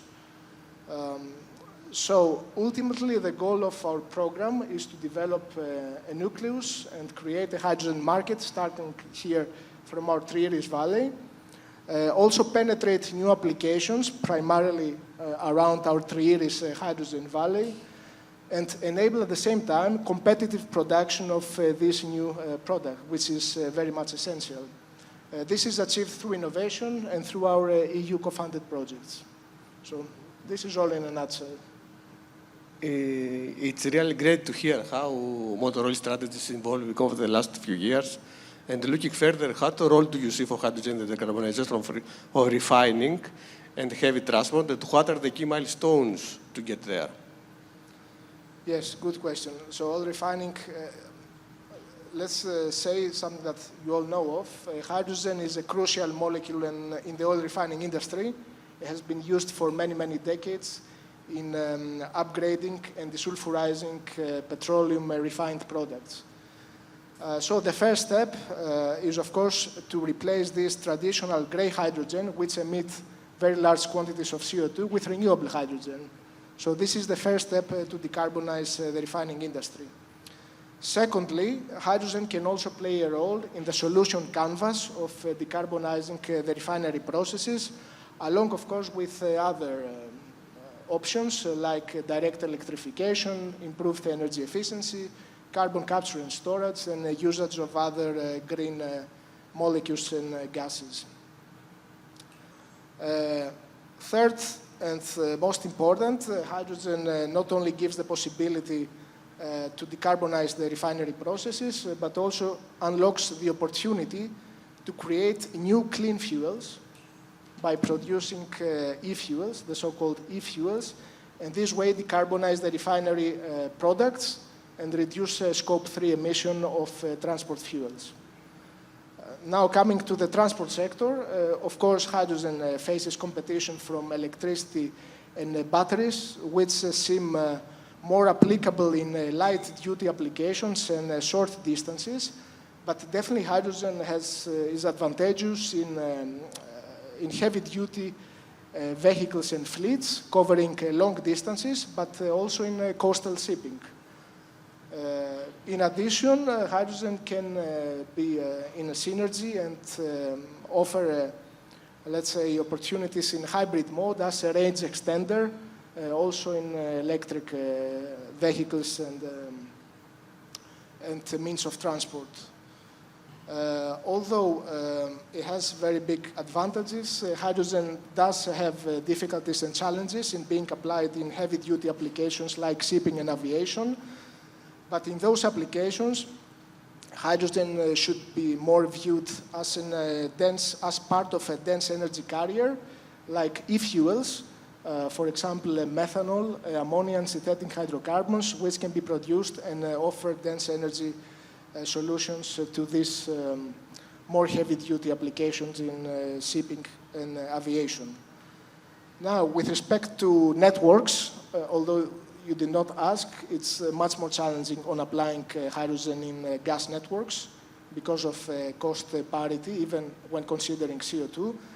But when we consider networks, we should also explore the flexibility that hydrogen can offer in networks by leveraging curtailed waste ample energy that is being produced and thrown away, as Mr. Triantafylopoulos commented before, and give the flexibility to produce an energy carrier and send the product as a cheap source to the network. In this way, you offer flexibility both at the gas network as well as in the electrical network. So it should be definitely seen to offer grid balancing services. And this flexibility definitely needs to be exploited for hydrogen. So coming to the milestone, it all starts and ends with cost competitiveness. So affordability of hydrogen is key to be able to deploy it as a molecular storage of renewable energy. And policy definitely plays a crucial role in giving the space, room, and flexibility for this market to develop and not strangle it from the birth. So first we need to remove barriers like temporal correlation and other nonsense being described in delegated acts. At the same time, support grid balancing services, which will give flexibility, support grid charge discounts and fees discounts, as it is the case for batteries, with hydrogen being a molecular storage of renewable energy, and give flexibility by allowing, for example, production of guarantees of origin and being able to transfer those guarantees of origin being produced by hydrogen. So in a nutshell, we should give flexibility and room for the market to develop, give its flexibility, enable it to become competitive, and take part and play its role as a complementary energy source in the energy landscape. Thank you, George, for this clear answer. And to complete our journey from infrastructure to industrial application, I would like also to hear the perspective of LPC on hydrogen integration in existing refining processes. So I would like to ask you, Mr. Karavasilis, how do you envisage the hydrogen use into existing LPC infrastructure and processes? Yes, thank you very much for the invitation. TRIERES, okay, first of all, let me introduce ourselves. LPC is a Greek lubricant producer. We export our lubricants to more than 50 countries. Our main activity, our main business is recycling. We call it re-refining of used lubricant oil. The core of this re-refining technology, and at the same time the advantage of this technology, is catalytic hydrotreatment. This means that after distillation and extraction, we treat catalytically the recovered used oil by hydrogen. So we consume hydrogen to saturate unsaturated carbobones, to eliminate aromatic rings, to remove groups containing sulfur, nitrogen, chlorine, and so on. We consume hydrogen and we produce recycled lubricants of high quality, totally safe, and fully competitive in this very demanding market of lubricants. And what about TRIERES? Till now, we produce the required hydrogen by steam reforming of methanol. This is gray, brown, whatever hydrogen, because this reaction as a byproduct produces carbon dioxide. Within the framework of TRIERES, we will stop this process and receive hydrogen that eventually will be green hydrogen, reducing our environmental footprint. Thank you for this. Let's explore a little further. How do you think this integration of green hydrogen will improve the environmental performance of your products, LPC products? Let me answer it somehow different. Because we have an advantage there, speaking about environmental footprint, we are a recycling industry. Okay, as I said, we recycle, we re-refine used lubricant oil, which is a dangerous waste, and always there is a question, what is the preferable way to manage this waste? Both European and national legislations state the waste hierarchy. Recycling is better than other kind of recoveries, such as energy recovery. And this hierarchy is supported by a great number of studies. Recently, we have conducted our own life cycle assessment for our own re-refined base oils. This study was reviewed by third-party reviewers according to ISO 14040 and 14045. It proves the same thing. The production of our re-refined base oil emits only 40% of the carbon dioxide that is emitted by the production of virgin base oil. The same goes for other environmental impacts, such as natural resources, eutrophication, acidification, and so on. To give you a feeling about this, and having in mind our capacity, our annual capacity, our activity avoids the quantity of carbon dioxide that can be absorbed by 1.4 million trees per year. And I feel confident to say that we overall have a not positive environmental impact. And this is because catalytic hydrotreatment.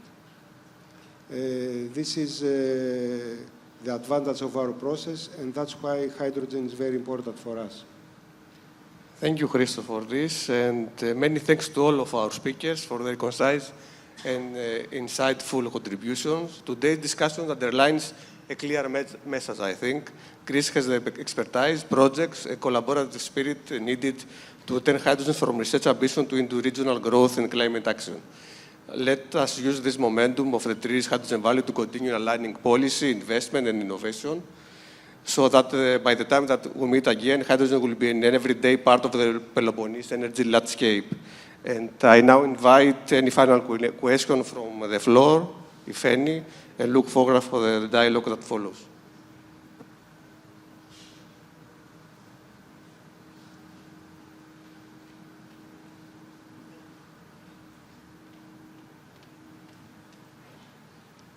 Thank you. First of all, thank you very much for a very nice technical panel. I would like to point out that the problem of storage for hydrogen has been solved about 150 years ago. Let's not forget that hydrogen is the fuel of space exploration, the fuel of the space shuttle and of the rockets. They use the exothermic reaction between hydrogen and oxygen to get power. Now, how was it solved? If you go back to the books by Jules Verne, Captain Nemo utilizes electrolysis of seawater to produce hydrogen. Also, in our days, the Israeli Navy produces hydrogen on board. It's very difficult because in fuel cells, you have to have very high purity 99.99%, and they utilize it immediately. They do not store it. Of course, like Mr. Papadakis mentioned, it is very difficult to store it in liquid form, almost impossible without having huge boil-off. The other observation is that a lot of times we shoot ourselves in the foot. This is kind of a comment for the future strategy of motor oil to produce e-fuels. I have been going to the IMO, and I don't know what happens in the other industries, but International Maritime Organization, when it comes to carbon capture, hydrogen is pretty straightforward. Unfortunately, when we electrolyze the water, we lose about 50% of the energy. One solution would be probably to utilize natural gas and then make cryogenic separation of the carbon dioxide so we don't pollute. But in the case of let me think.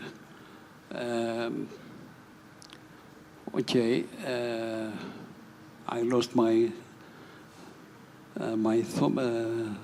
okay, the carbon capture, the problem we have is that the carbon that we use with the hydrogen is okay, but the carbon has to come from the air. We call it direct air capture. And you realize it's a very expensive process because air has 0.02 to 0.03% CO2 compared to 5-6% in the exhaust gases. Exhaust gases, carbon dioxide, is acceptable only if it is sustainable biogenic fuels burned. So this has to be taken seriously under consideration. Otherwise, they are not going to get, the so-called green fuels are not going to get credit for being green. So it has to be either from the air, and this makes it a lot of very expensive. This is the reason green ammonia, who has no carbon, is cheaper than the others, much cheaper. Methanol is the most expensive. So it has to be either biogenic or coming from the air. This is not an easy process. Is this a question? Thank you. If you want George to...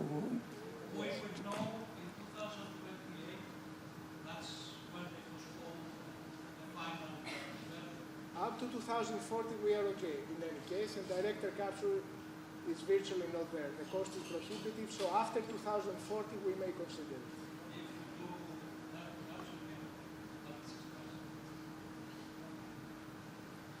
There are means of biogenic. Yes, Melissa, if you want to add something. We are cut off. There is no microphone. Maybe they want us to close the panel. Can you hear me now? Okay, you can hear me now. I just want to comment on what the kind gentleman just said. Very romantically, it's true. The first fuel cell was designed, not built, designed in 1869. And it was built in 1969, as we know, to fly space. So this is rocket science. This is why it's very difficult to allocate that talent to the right places. It's a difficult business. When it comes to breaking down the technologies, I think that these little hubs with grand potential, like TRIERES, is what we're looking to see. We're looking to maximize and optimize the availability of resources locally in order to make efficient productions of hydrogen and efficient utilizations. Theoretically, yes, you're very much right. There's so much option, there's so much science to explore. However, what we've seen in the recent years in very, very few areas, and TRIERES is one of those, is the actual people that have put two and two together, that have been able to narrow down solutions for the area. And this is why we'll see these sort of hubs actually work in the near future. So I think this is what we've gathered from today's panel, because this is not theory, this is now in application, and it has a few more years to grow. And each year there'll be an assessment, as we do today, to see where we stand and to gather our learnings from the previous years and to apply them in the fruit that we're looking to produce. So I think that there is a lot of theory, but there is a massive difference between theory and application.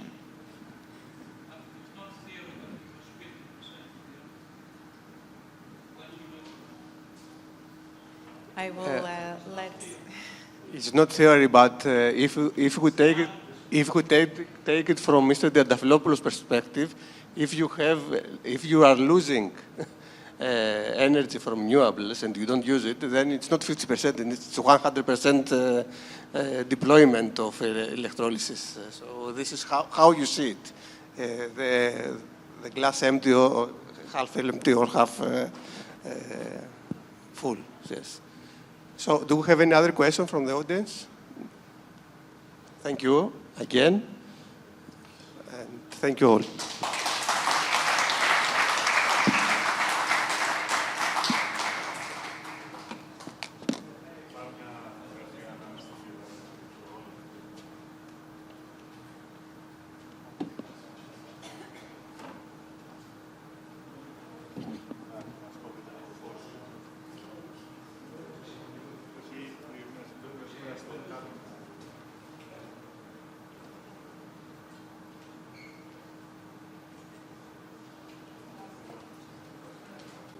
This workshop has come to its end.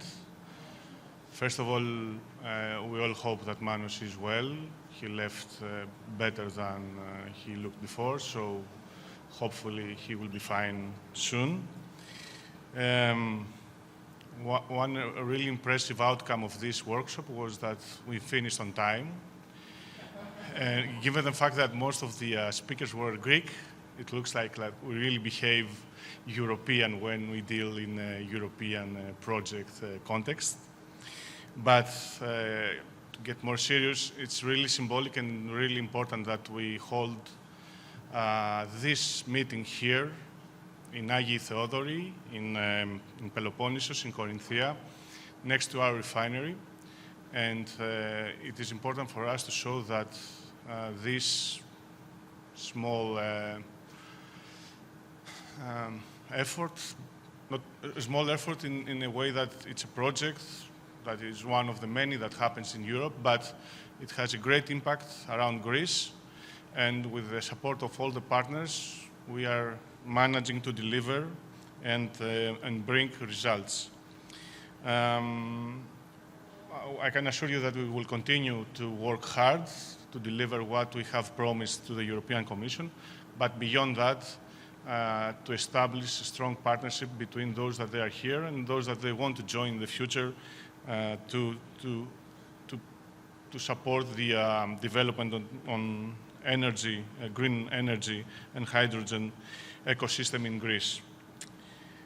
Let me start thanking some people that they really, we are honored and respectful for their presence here. First of all, the region of Peloponnesos, and personally the governor for his personal support, the municipality and personally the mayor, that he's enthusiastic fan of this endeavor, and also I think that you will have the chance to visit its premises and have the gala there and the visit to the Isthmus of Corinth. As well, I would like to thank the governmental representatives for their presence here. Those that they have watched us from live streaming, and especially the youngest member of this extensive family that is the daughter of Fanny, our colleague. Mr. Kardomateas, Mr. Lemans, Melissa, Nikos Davos, good colleagues and that we have worked together for a long time, Mrs. Xanthi Baboula from EIT and the colleagues from EIT, that we really looking forward for a cooperation in this domain as well. Our partners that came from abroad, Nikolaos for his great trip with the hydrogen car, Marios from Cyprus, my good friend Patrick from the Netherlands, also Manuel and from Germany, and Alberto from Spain, from Saragossa. Our general directors from Motor Oil, Mr. Raptakis, Mr. Charitopoulos, who is still here and has watched all the meeting, and Mr. Theodoroi, the general director of BFS. My good colleagues from Motor Oil, from Avin Oil, from Coral Gas, from LPC and BFS, that are part of this consortium, and but also we have worked together very hard to deliver this first piece of hydrogen infrastructure, the hydrogen refueling station. Of course, my colleagues, Vasiliki, Elena, Giorgos, Marili, and Stella, of course. All the things that you were extending to me, go to them. They have worked really hard to make this happen. Of course, Christos and the team of Watermelon, that we do this endeavor together.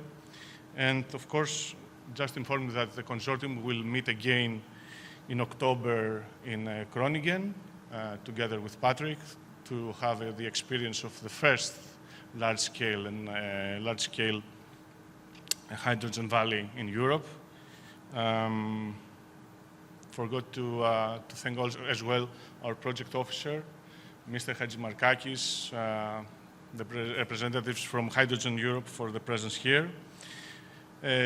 Few logistics, we're going to take a family photo. Those that they will follow afterwards to, I think, premises, we kindly ask them to go with the bus that we have here. The bus will return here and then go to IDIC. Those that they want to leave right after the visit to the HRS, they can take the cars. But I would kindly ask you, if it's not necessary, leave your car here and the bus will bring you back. So, thank you very much.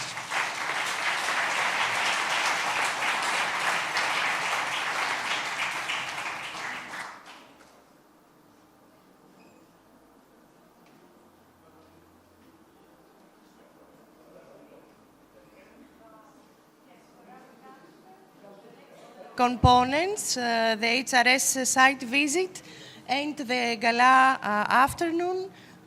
We have prepared the QR codes for you to scan them so as to know the exact locations that we can share them in a bit with you, with the support of our technicians. Thank you. So you can scan these two codes. This is the exact location of the HRS of Avin, and then the premises of Corinth Canal. Scan them, please, and save these locations in case you will follow us independently.